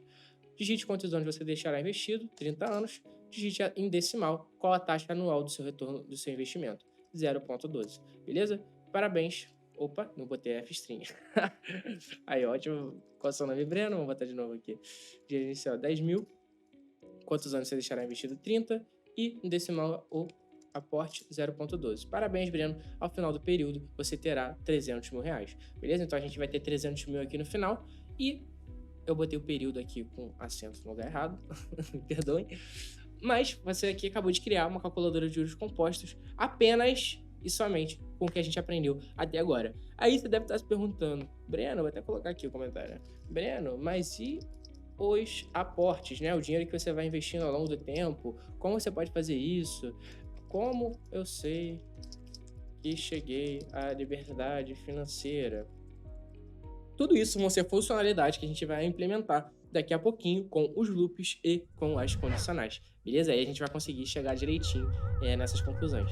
Isso aqui que você está vendo é o poder do Python na sua mão. Eu espero que você tenha conseguido aí, nesse exato segundo, a fazer seu primeiro programinha no Python, né? Que isso aqui, de fato, é o primeiro programa que você cria, a primeira ferramenta que você utiliza, tá? E isso aqui é 0,001% do que você pode fazer com Python. Como eu falei, o Código Py é a formação de Python para o mercado financeiro, que é uma formação completa para você fazer desde baixar o Python no seu computador, que nem a gente fez aqui agora, até como construir uma inteligência artificial com Python. O último módulo do curso é justamente isso, tá? Então você consegue ali fazer análise de dados, automações, relatórios, tudo isso lá dentro do Código Py. São 17 módulos, eu ensino banco de dados, SQL, tem material de PDF de apoio para todos os módulos. Atualmente são mais de 120, 150 aulas. Então, se você quiser saber mais sobre o curso, é só clicar aqui embaixo. Aqui na descrição tem mais informações. Você vai se tornar um programador Python completo para você conseguir qualquer vaga em qualquer empresa que esteja pedindo análise de dados. Mas o curso é focado mais no campo financeiro, tá? Para finanças ali, para contabilidade, esse tipo de coisa, você consegue aplicar da melhor forma possível. De tempos em tempos, eu também faço um Bootcamp gratuito com 3 aulas, tá? Que eu faço 3 projetinhos do zero até o avançado, com algumas ferramentas financeiras, como criar um relatório automatizado, como você pode criar um modelo de investimento, como você pode pegar dado em site, né, que é fazer o famoso web scraping. Tá aqui na descrição também, provavelmente vai estar rolando algum Bootcamp quando você está assistindo esse vídeo, então dá uma olhada aqui na descrição que provavelmente vai ter algum link em descrição para esse Bootcamp que também é gratuito, tá? O Bootcamp é gratuito, isso aqui que você está vendo agora é gratuito, eu dou muito conteúdo gratuito, mas tem o meu curso lá que é uma formação completa realmente para você se destacar no seu emprego, conseguir uma vaga no mercado de trabalho, conseguir fazer modelos de investimento aí para sua carteira pessoal e coisas do tipo. Se você está gostando do vídeo até agora também, não esquece de dar like, se inscrever, pelo amor de Deus, aqui no canal. Já dei um monte de conteúdo gratuito aqui para você, espero que você esteja entendendo até agora. A gente está caminhando bem na aula, essa aula é bem grande, né? É um curso gratuito aí para quem está começando. Então, dá like aqui no canal, dá uma moral para o seu amigo, se inscreve no canal também e deixa um comentário aqui se você está curtindo até agora. Espero que você esteja curtindo bastante o curso e você consiga aí dar seus primeiros passos no Python, que a gente vai dar prosseguimento e aprender sobre listas, condicionais, loops, para a gente melhorar ainda mais nossa calculadora de juros compostos e fazer o quê? botar ali os aportes, colocar uma condicional se você chegou ou não na liberdade financeira. A gente vai aprender a elaborar cada vez mais esse projetinho aqui, beleza? Também não esqueça de seguir lá no Instagram, breno.varos. Então vamos dar prosseguimento aqui. A próxima coisa que a gente vai ver são as listas, beleza? Então as listas, elas são muito importantes dentro do nosso contexto de programação. Por que ela é muito importante dentro do nosso contexto de programação? Porque no mundo real, dificilmente uma empresa, por exemplo, você vai ter um único celular. Por exemplo, aqui vai ter 2 celulares, aqui na mesa tem 2 celulares, você vai ter uma única garrafa, você vai ter um único teclado. Não, você vai ter uma lista de coisas, você vai ter várias coisas acontecendo ao mesmo tempo, tudo bem? Então, é muito importante dentro do Python você conseguir trazer essas listas do mundo real. Então, lembra que eu falei para vocês que a gente tem o nome igual a Breno, beleza? Lá em cima a gente tinha um nome igual a Breno. Como é que a gente pode colocar uma lista de nomes? A gente vai colocar entre colchetes, olha mais uma vez o colchete aparecendo aí. O Python, percebam, ele é a mesma estruturinha, ele sempre mantém a mesma estrutura, tá? Ele sempre mantém a mesma estrutura, então para quase tudo você vai usar as mesmas estruturas sempre, tá? Então você vai ter o Breno, vírgulazinha, Leandro, tá? Então você pode botar aqui, ó, lista de nomes, e aqui você vai ter essa listinha de nomes, que é o quê? Breno, Leandro, vamos botar mais um nomezinho aqui, ó, Lucas, beleza? Que são as pessoas que aqui tem o perfil que mais movimentado dá vários, tudo bem? Breno, Leandro e Lucas. E aqui, ó, você, igualzinho lá na string, lembra que eu falei, mais uma vez, o Python, ele tem essas estruturas que se espelham em tudo. Ele vai para tudo. A gente estava trabalhando com variável, correto? A gente estava com a variável. Agora, a gente vai começar a adicionar complexidade no nosso código, que são as listas, tudo bem? E aí, as variáveis, lembra que eu falei para você que você tinha contagem lá começando no 0, 1, 2, 3, etc. Aqui vai ser a mesma coisa, ó. Você tem o primeiro elemento, que é o Breno, 0. O segundo elemento, que é o Leandro, 1. O terceiro elemento, que é o Leandro, que é o Lucas, 2. Beleza? Então, se você quiser botar aqui, ó, lista de nomes entre colchetes 0, o que a gente vai ter? O nome Breno, correto?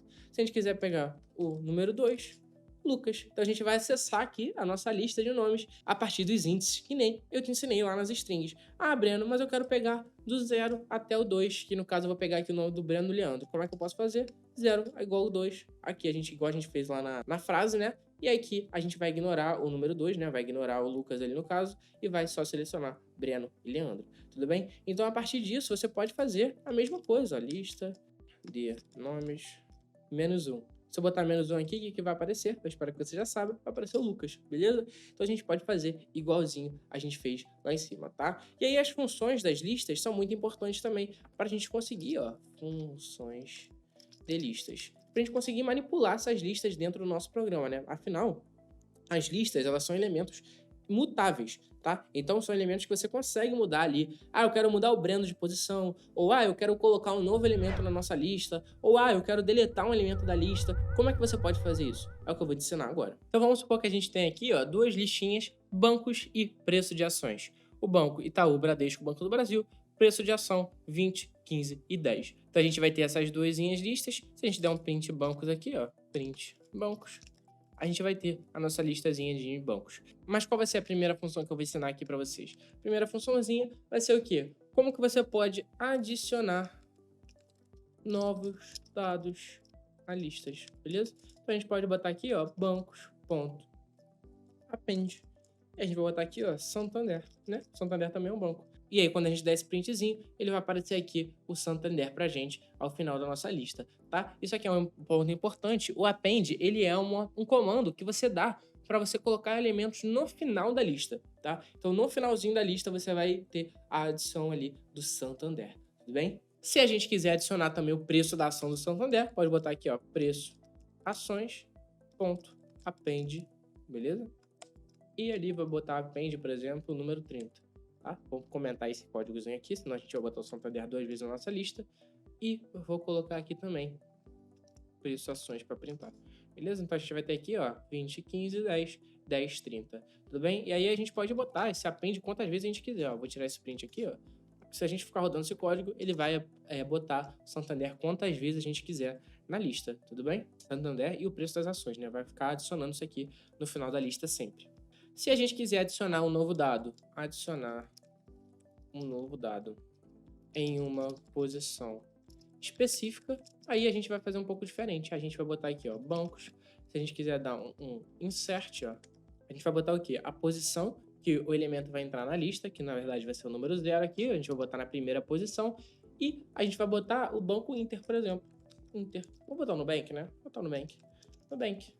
E aí, se a gente botar um print bancos, ó, print bancos, a gente vai ter aqui o Nubank na nossa primeira posição da lista, porque a gente botou na posição 0, beleza? Se a gente quiser botar na posição 1, por exemplo, o Banco Inter, a gente faz de novo aqui, ó, beleza? Agora a gente tem o Nubank na posição 0 e o Inter na posição 1. Perceba que os comandos das listas, né, você não precisa igualar ele a nada.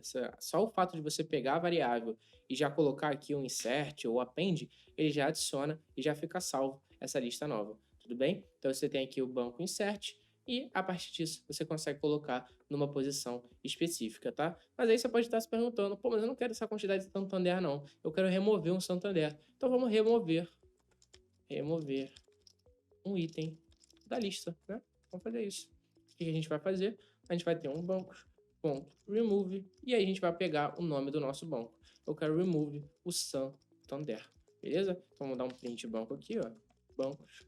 E aí ele vai remover um dos Santanderes, tá? Ele não vai remover todos, não. Ele vai remover o primeiro que ele aparece. Se você clicar isso aqui, rodar isso aqui 3 vezes, aí beleza, ele vai de fato tirar todos os Santander. Se a gente tentar remover agora vai dar erro. Por quê? Porque ele não tá na lista mais, beleza? Então vamos dar um append aqui de novo. E aqui, se a gente rodar, ó, remove, beleza. Agora ele removeu o Santander e deu tudo certo. A partir do remove, você vai conseguir remover os itens aí que você quiser. E para finalizar aqui as nossas funções de listas e entrar nas nossas condicionais, o famoso if, tô bem feliz, tô bem animado para dar isso para vocês, é você fazer o quê? Ordenar uma lista, correto? Então a gente vai ter aqui, botar uma ordenzinha nos nossos preços de ações, por exemplo. Então a gente tem aqui o preço de ações, né? A gente tem a nossa listinha aqui. E se a gente quiser dar um sort, ele vai ordenar a lista, dá um print aqui, preço ações, ó. E aí ele vai deixar, ó, a nossa lista ordenadinha. Então a gente tinha uma lista antes que não era ordenada, né? 20, 15, 10, 30, etc. E aí, com sorte, ele vai ordenar essa listinha aqui. É uma coisa bem útil que você pode utilizar aí para fazer várias ordenações do que você quiser, de vendas, de lista, de rentabilidade, qualquer coisa que seja, tá? Então isso aqui você vai utilizar bastante quando você for utilizar aí a ordenação de qualquer item que seja. Agora chegou a hora da gente fazer um pouquinho sobre condicionais.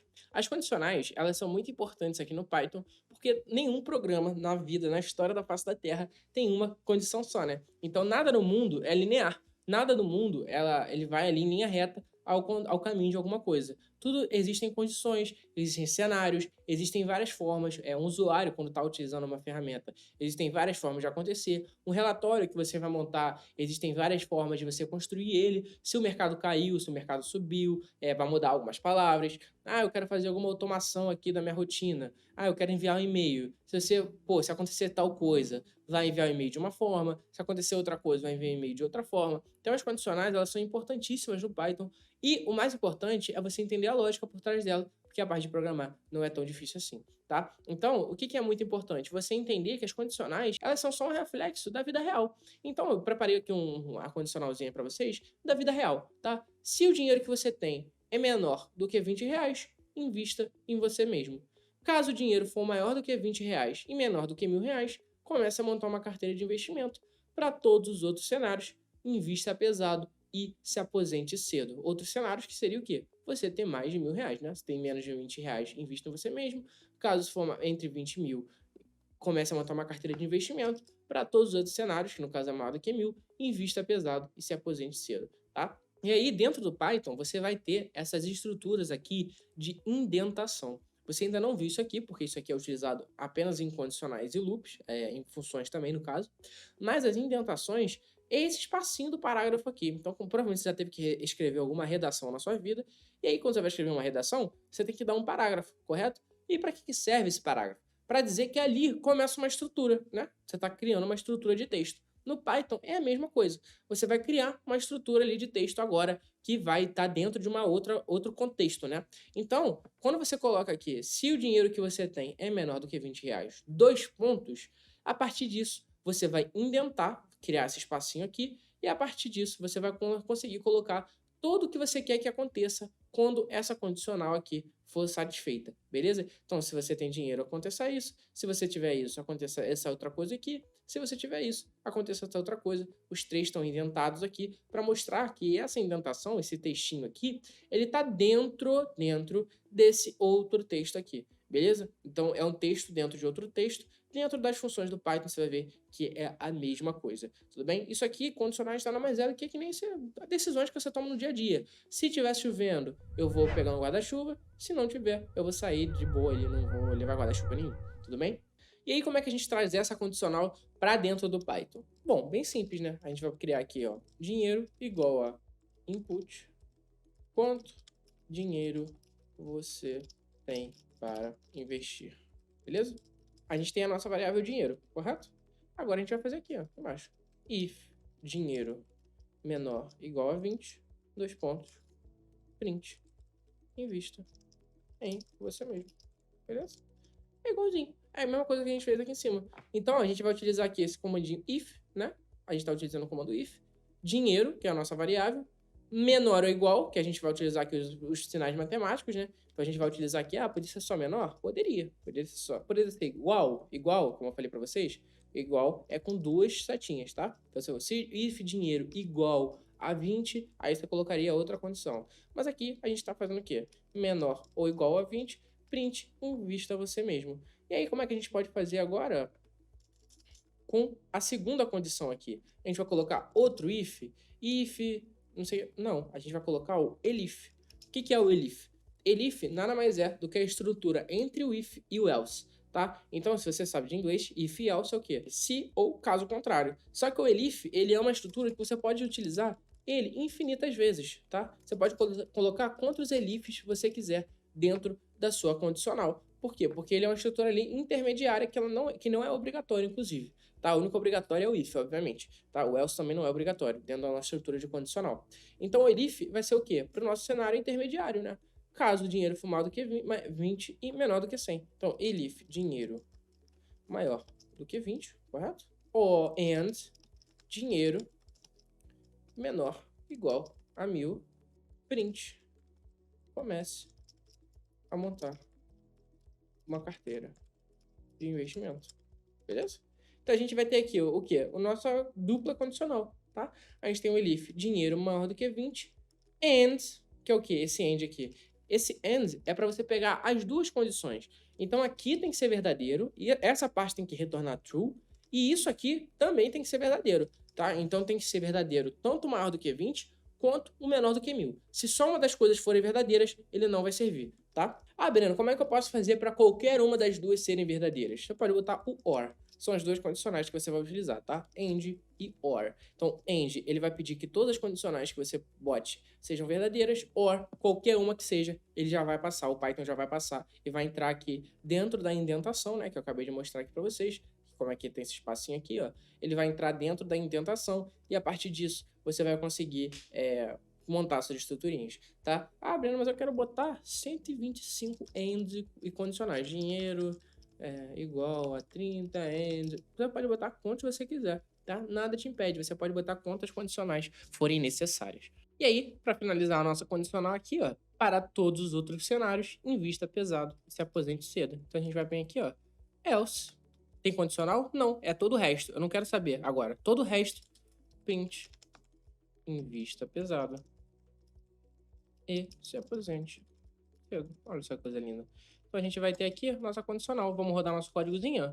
Quanto dinheiro você tem para investir? Breno, eu tenho 15 reais. Invista em você mesmo. Vamos rodar de novo? Quanto dinheiro você tem para investir? Eu tenho 500 reais. Comece a montar uma carteira de investimento, beleza? Agora nosso programa ele vai responder coisas diferentes. Quanto dinheiro você tem para investir? Breno, eu tenho 10 mil reais para investir todos os meses. Invista pesado e se aposente cedo. Então a gente consegue aqui, a partir disso, que a gente vai colocar já na nossa calculadora, uma condicional para saber se você tem condições ou não de parar de trabalhar, dado o dinheiro que você tem lá no final da sua vida, tudo bem? Então, outro exemplozinho que eu deixei aqui de colinha para vocês é o quê? Método de pagamento. Isso aqui é uma coisa que pode ser, tá no nosso dia a dia, correto? Isso aqui é uma coisa do nosso dia a dia também. Método de pagamento. Qual é o seu método de pagamento? Se método de pagamento for Pix ou método de pagamento for igual a cartão, podemos receber seu pagamento. Se o método de pagamento for igual a dinheiro, infelizmente não podemos aceitar, pois não vivemos mais como os incas. Else, não conheço esse tipo de dinheiro. Beleza? Então vamos rodar aqui, ó. Qual é o seu método de pagamento? É Pix. podemos receber seu pagamento. Qual é o seu método de pagamento? É dinheiro. Infelizmente, não podemos aceitar, pois não vivemos mais como os incas, tá? E o outro aqui, o else, qual é o seu método de pagamento? Bitcoin. Não conheço esse tipo de dinheiro. Para gerar um pouco de polêmica, né? Mas enfim, aqui, o que eu utilizei? Outras estruturas de condicional, beleza? Então aqui, ó, em vez de colocar o maior ou igual, eu coloquei o igualzinho. Lembra que eu falei para você que o igual no condicional ele tem que ser 2 iguais? Então aqui, ó, método de pagamento igual a Pix, or método de pagamento igual a cartão. Então aqui, qualquer um dos dois, ele vai entrar nessa condicional. Então vamos rodar de novo, ó, e botar aqui, ó, cartão. E podemos receber seu pagamento. Pix. Podemos receber seu pagamento. Então não importa, aqui ele vai sempre passar nessa condicional se for qualquer um desses dois, tudo bem? Essa foi uma condicional um pouco diferente dessa aqui de cima, mas que eu queria mostrar para você essas outras estruturas de OR e do duplo igual, tudo bem? Então esse duplozinho igual é necessário para você colocar condições de igualdade dentro da condicional, tá? Então vamos adicionar uma funcionalidadezinha da nossa calculadora de juros compostos. Então vamos lá, vamos pegar aqui de novo, vamos pegar nossa colinha, né? Pelo amor de Deus, não precisa ficar criando tudo de novo. Projeto criando calculadora e aqui embaixo a gente vai colocar o mesmo código, beleza? Pega aqui, ó. Beleza. A gente tem aqui, ó, vou botar adicionando funcionalidade de liberdade financeira. Olha só que coisa linda. E aí, o que a gente vai fazer agora? Eu vou propor para você fazer em casa, que nem eu fiz no exercício passado. Eu quero que você coloque aqui na calculadora mais um input, que é o seguinte.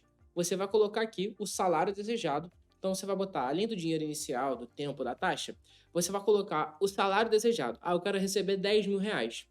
No final, você vai pegar o montante do cara, vai calcular o salário mensal dele, baseado no rendimento, né? Ou esse montante. Eu não vou dar muita dica, não. Mas você vai calcular o salário mensal do cara, baseado no montante que ele tiver no final do período de investimento. E aí, você vai comparar esse salário mensal com o salário que ele colocou lá no início da calculadora.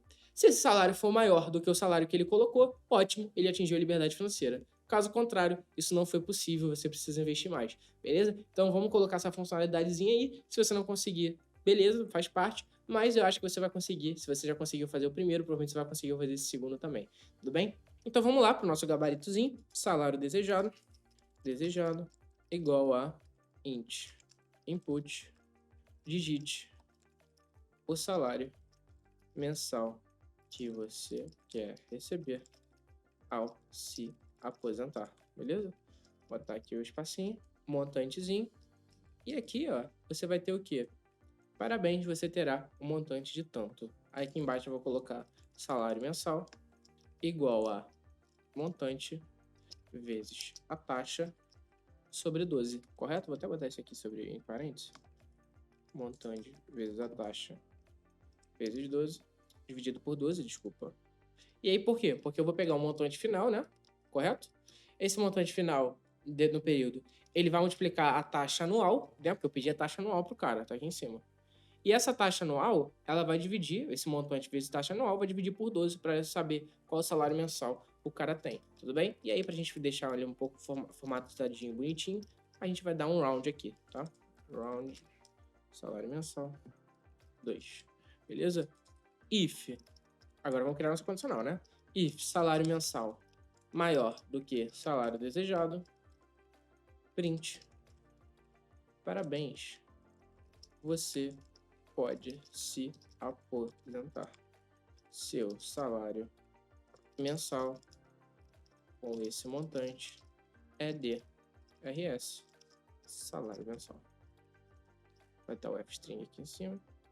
Agora vamos botar uma outra condição, que é o que? O elif, né? Ah, Bruno, você poderia colocar o else? Poderia, não tem problema nenhum, tá? Mas eu vou botar o elif aqui. Salário mensal menor ou igual a salário desejado. Só menor, né? Vou botar aqui, o maior ou igual aqui em cima. E aí vou botar só menor aqui em cima, embaixo. E salário desejado. Print. Infelizmente, se aposentar não será possível com esse montante.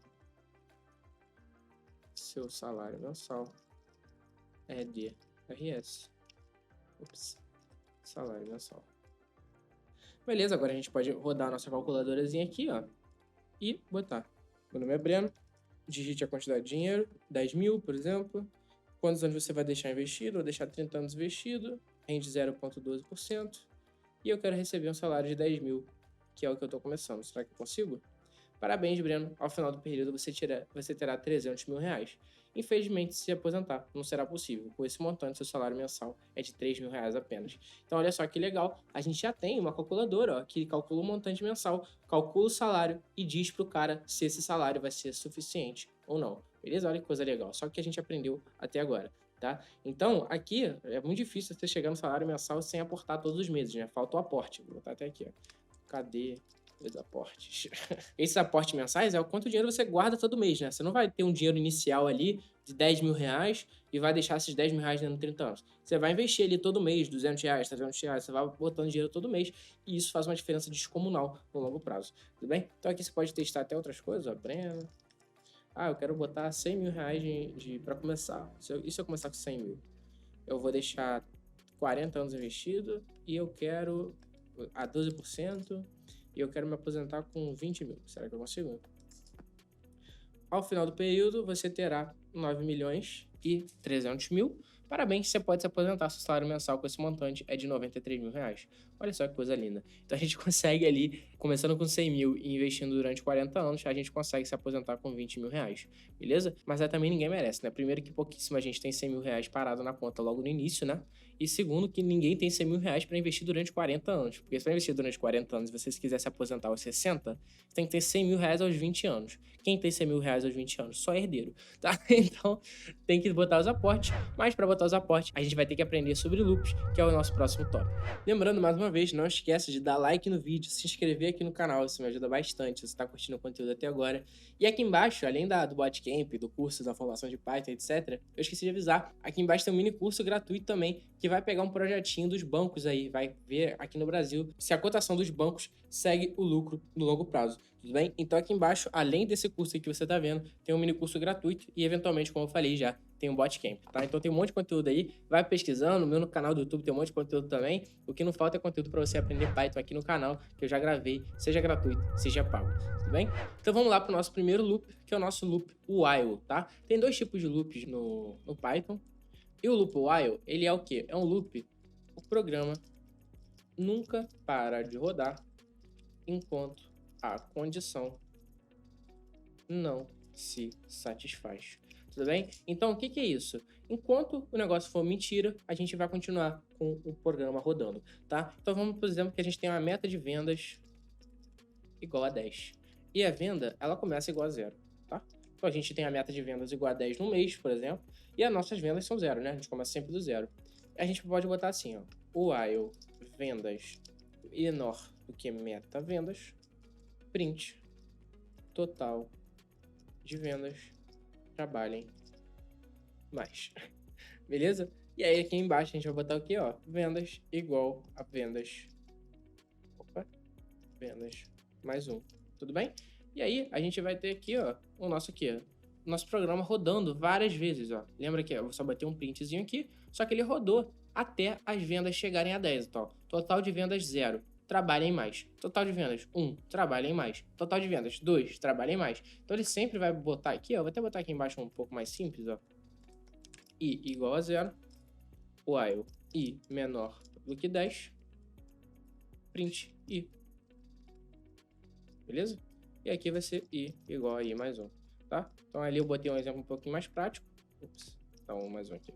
Só que aqui embaixo, ó, você vai ver, ó, que vai ter, ó, 0, 1, 2, 3, 4, 5, 6, 7, 9. Quando esse i aqui ele é igual a 10, ele vai parar esse while aqui, ele vai parar essa sequência, esse loop de repetição, beleza? Então aqui, ó, a gente tem um exemplo um pouco mais prático, né? E aqui no final a gente pode botar até um print assim, ó. Print meta batida. Beleza? Então, ó, 0, 1, 2, 3, 4, 5, 6, 7, 9.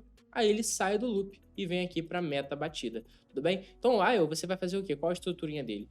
Você vai colocar aqui o while de fato, vai colocar a condicional que você quer para rodar o seu loop, vai botar os dois pontos, que nem você fez lá nas condicionais, né? E a partir disso você vai colocar aqui com a indentação tudo que está dentro do seu loop, ó. Então perceba que essas duas linhazinhas, elas estão indentadas, ó. Tem esse espacinho aqui, que nem a gente botou lá no condicional, né?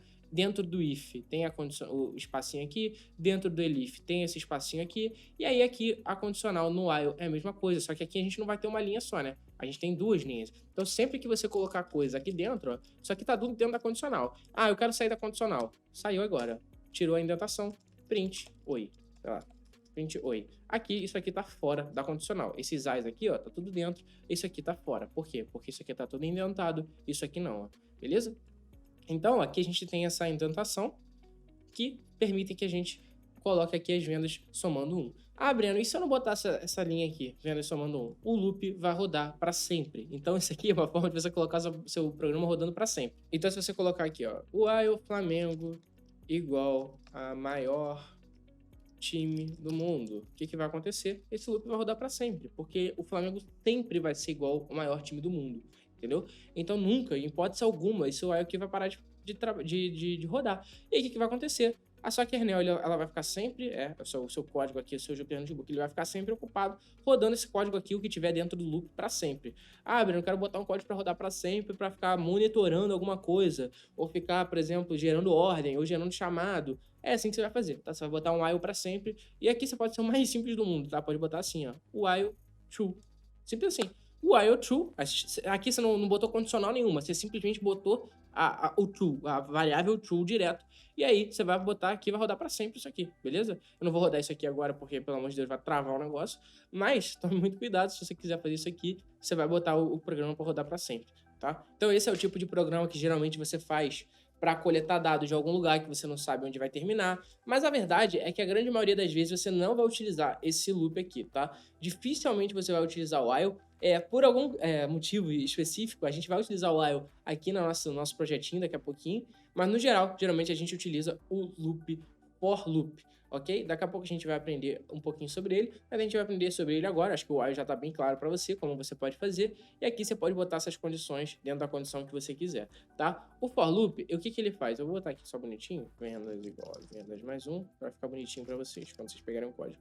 Igual a vendas mais 1. E botar aqui, ó, while vendas menor do que meta vendas, ok? A gente rodar aqui, beleza, rodou bonitinho, tá? Então vamos botar aqui o for loop agora. E o for loop, ele é o mais utilizado por 99% das pessoas, tá? Porque ele é muito mais prático e muito mais conciso também. O for loop, ele nada mais é do que... Ele é muito mais intuitivo também do que os outros loops, tá? Ele é o seguinte, a cada elemento X passa Y, tá? Ah, Bruno, que porcaria é essa? Calma, vou te explicar. Então vamos dizer que a gente tem aqui uma lista de bancos, que nem a gente tinha lá em cima. Vamos pegar a lista de novo? Não precisa nem digitar, né? Vamos pegar aqui. Cadê? A nossa listinha. Beleza, nossos bancos aqui, ó. Vamos pegar aqui embaixo. Aqui está a nossa listinha de bancos, correto? E aí, o nosso for loop é o seguinte, ó. A gente vai fazer assim, ó. For, correto? A cada banco. A cada banco na lista de bancos, em bancos, 2 pontos, print, banco, beleza? Se a gente rodar isso aqui, ó, Itaú, Bradesco, Banco do Brasil, que são os 3 bancos, beleza? Então, a cada banco, em bancos, que é o nome da nossa lista aqui, né? Bancos, print, banco. Ah, Breno, mas e banco? Por que banco? Pode ser outro nome aqui? Pode ser Nelson, pode ser o que você quiser. For Nelson em bancos, print Nelson. E aí você vai pintar a mesma coisa. E aí vai dar no mesmo programa. E aí você deve estar se perguntando, Breno, mas como assim? Você pode botar qualquer coisa aqui? Sim, você pode botar for X em bancos. Só que por convenção, geralmente você coloca o nome do elemento que você está querendo dentro da lista, né? Então, aqui que tem nessa lista aqui são bancos. Então, beleza. Então, a cada banco em bancos, print bancos, beleza? Isso aqui é um nome abstrato que você dá, print banco, na verdade. É um nome abstrato que você dá para o que você está percorrendo dentro dessa lista, tá? Então, sempre você vai colocar uma lista aqui, ok? Para o loop percorrer. Ah, eu posso percorrer uma lista de, por exemplo, cotações. Você pode percorrer a lista de cotações, ó. Cotações, igual a 10, 20, 30, ok? For preço em cotações, print, preço, ok? 10, 20, 30. Simples assim, tá? Por que isso aqui é mais utilizado do que o while, que nem eu falei lá em cima? Porque, geralmente, dentro do seu programa, você tem as listas, né? Você tem a lista já pronta. E aí, a partir das listas, você quer fazer alguma coisa com isso, entendeu? Então, você quer fazer, a cada banco eu quero associar uma nota, ou a cada não sei o quê. Então, você vai sempre percorrer alguns elementos limitados. Por quê? O loop, geralmente, você tá trabalhando com dados que são finitos, beleza? Então o loop aqui, você sabe quais são os seus dados. Então você vai fazer um for loop, porque você sabe exatamente quais são os dados que você quer trabalhar, quer mudar, etc. O while geralmente trabalha quando você não tem alguma coisa finita, você tem uma coisa que você não sabe onde termina. Então você, enquanto isso está acontecendo, deixa rolar, deixa o programa vai rodar. Mas quando eu não sei como termina, eu vou deixar rolando até isso aqui ser verdadeiro, tá? E aí qual é o uso muito comum do while, né? Quando você tá fazendo pegando algum dado, por exemplo, em algum site, alguma coisa, e você não sabe quantas, por exemplo, quer pegar uma tabela num site. E aí essa tabela, ela é uma tabela de informações, por exemplo, de vendas, e você quer pegar, por exemplo, os dados da Web Motors. Você quer fazer o Python ir lá na Web Motors para pesquisar carro para você todo dia e você achar as melhores oportunidades de carro. É um uso do Python no seu dia a dia.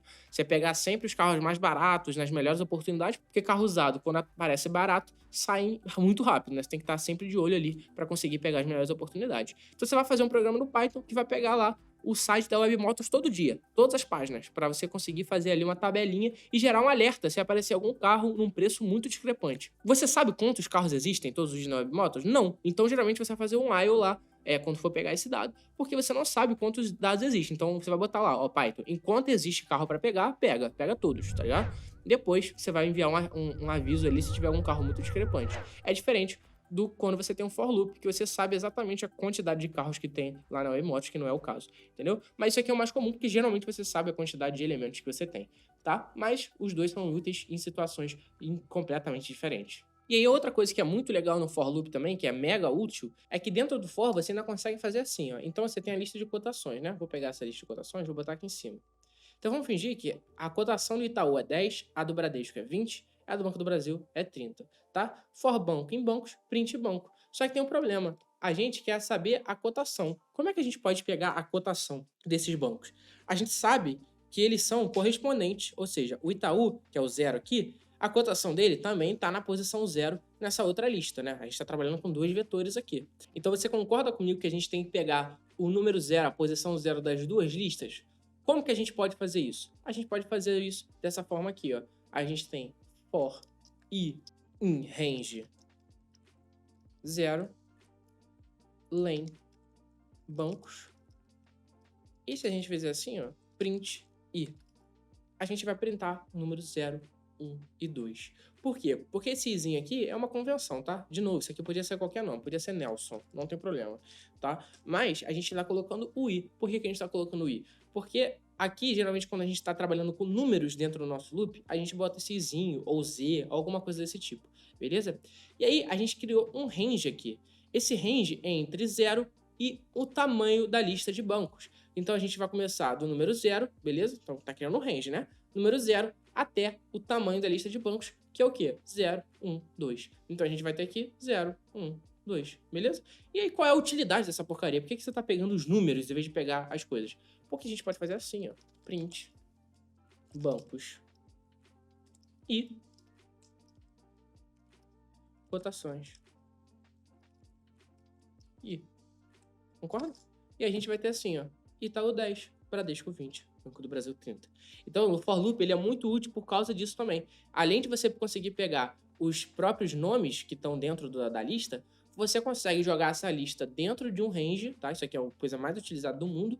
Você joga essa lista dentro de um range, trabalha com a numeração dessa lista e a partir dessa numeração, você trabalha com muitas outras listas, entendeu? Você consegue trabalhar com várias listas ao mesmo tempo, tudo bem? Então assim você vai ter não só um número aqui abstrato, né? Mas você vai conseguir juntar a informação. Itaú 10, Bradesco 20, Banco do Brasil é 30, beleza? Então quando você quer trabalhar com várias listas ao mesmo tempo, o ideal é você fazer esse tipo de coisa. E aqui você pode botar até bonitinho, né? Pode botar assim, ó, o preço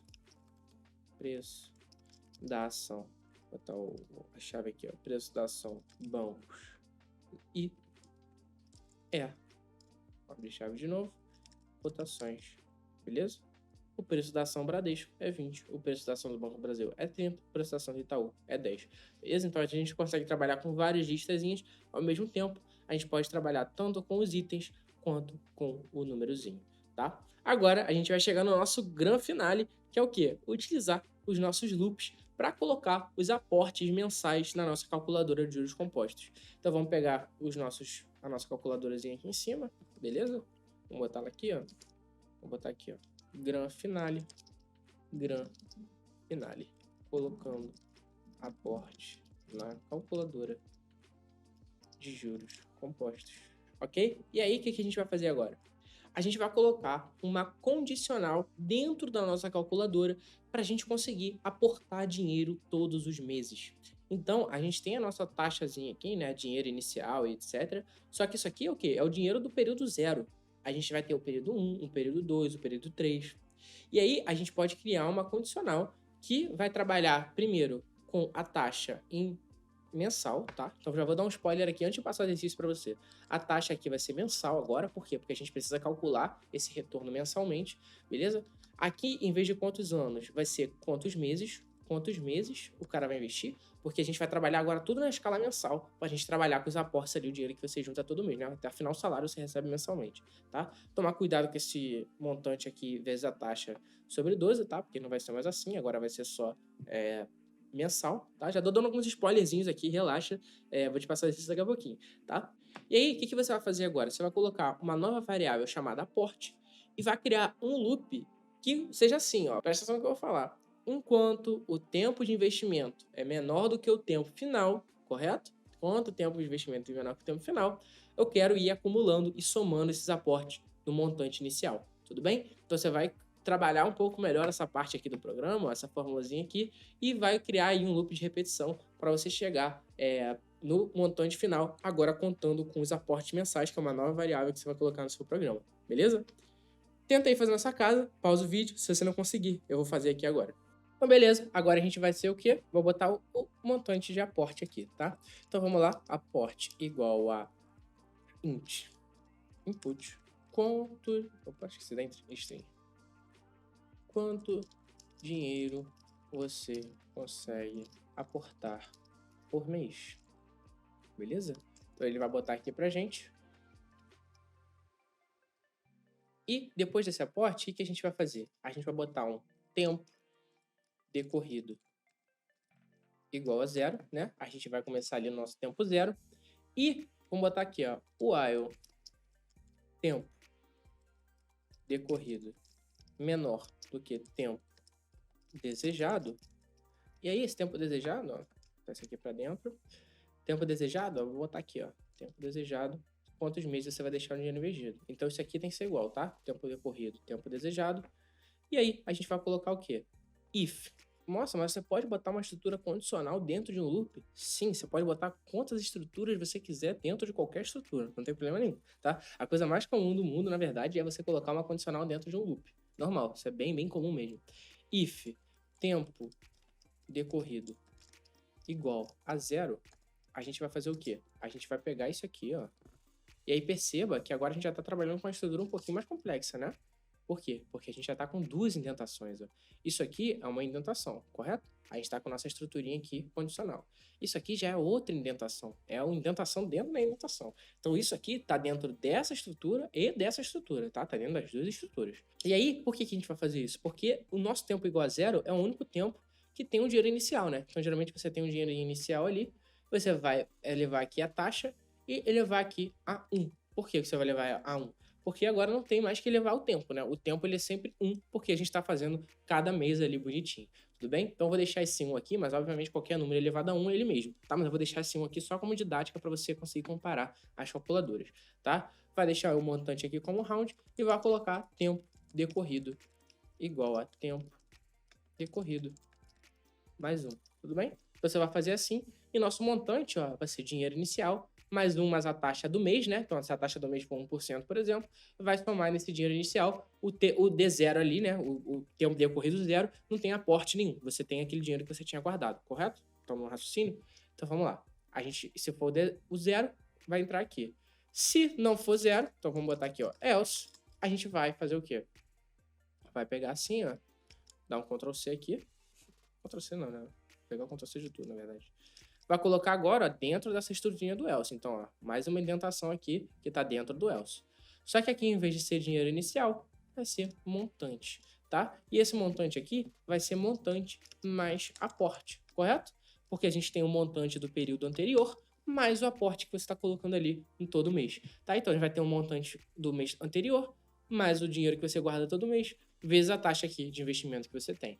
Vai pegar aqui o tempo decorrido, vai somar, e agora a gente vai ter o nosso montante final da melhor forma possível, tá? Então, é só isso que você tinha que adicionar na calculadora. Esse é o nosso projetinho final, e vamos rodar ele agora para a gente ver a calculadora final funcionando. Qual é o seu nome? Breno. Quantidade de dinheiro inicial de investimento. Vamos supor que eu tenho 5 mil reais hoje, Breno. Quantos anos você vai deixar? Meses, né? Agora não mais anos. Quantos meses você vai deixar o dinheiro investido? Eu vou deixar 30 anos, que são 360 meses. Em decimal, qual a taxa mensal do seu investimento? Vou botar 0,01, que é 1% ao mês, beleza? Quanto dinheiro você consegue aportar por mês? Então vamos botar aqui que você consegue guardar 500 reais todos os meses. Quanto salário você quer receber? Eu quero receber um salário de 20 mil reais daqui a 30 anos. Será que você consegue? Parabéns, Breno. Ao final do período, você terá um montante de quase 2 milhões de reais. Infelizmente, se aposentar não será possível. Seu salário vai ser de 19.200 reais. É quase a mesma coisa, né? Mas não tem problema. O ideal é que a gente chegou aqui quase a 2 milhões de reais, né? Com 5 mil de dinheiro inicial, botando 30 anos e aqui aportando 500 reais por mês, beleza? Então, se você quiser fazer qualquer exemplo que você quiser aí na sua casa, sinta-se à vontade. Vamos botar mais umzinho aqui pra gente testar. Dinheiro, quantidade inicial, vamos botar, sei lá, 10 mil. Vou investir por 360 meses, que são 30 anos. Decimal, vou colocar 0,1. 0,1 não, é muita coisa. 0,01. que é 1%, né? Eu consigo aportar 300 reais por mês e o salário mensal que eu quero é 15 mil reais. Será que eu consigo? Não consegui me aposentar ainda. Meu Deus, isso aqui virou um INSS. 1,5 milhão e meu salário vai ser de 14 mil, mas eu tô batendo na trave, né? De todas as vezes que eu tento botar. Mas enfim, eu acho que você gostou aí do calculadora de juros compostos. Tudo que a gente fez aqui, a gente só essa ferramenta incrível que a gente acabou de criar de juros compostos, que você vê aí na internet, você utiliza o site e tudo mais, você criou aqui dentro do Python, que é a realidade dos investimentos, tudo bem? Eu espero que você tenha curtido a aula, que você tenha aprendido, se divertido. Lembrando, esse código vai estar aqui na descrição. Não esquece de curtir, se inscrever no vídeo. Não esquece de olhar aqui embaixo também o código PAI, minha formação de Python no mercado financeiro. Eu tenho certeza que você vai curtir pra cacete. São mais de 16 módulos, com um monte de material lá complementar e tudo mais. Então dá uma olhada lá, espero que você curta bastante. Deixa um comentário aqui embaixo se você curtiu o vídeo. E tamo junto, até a próxima.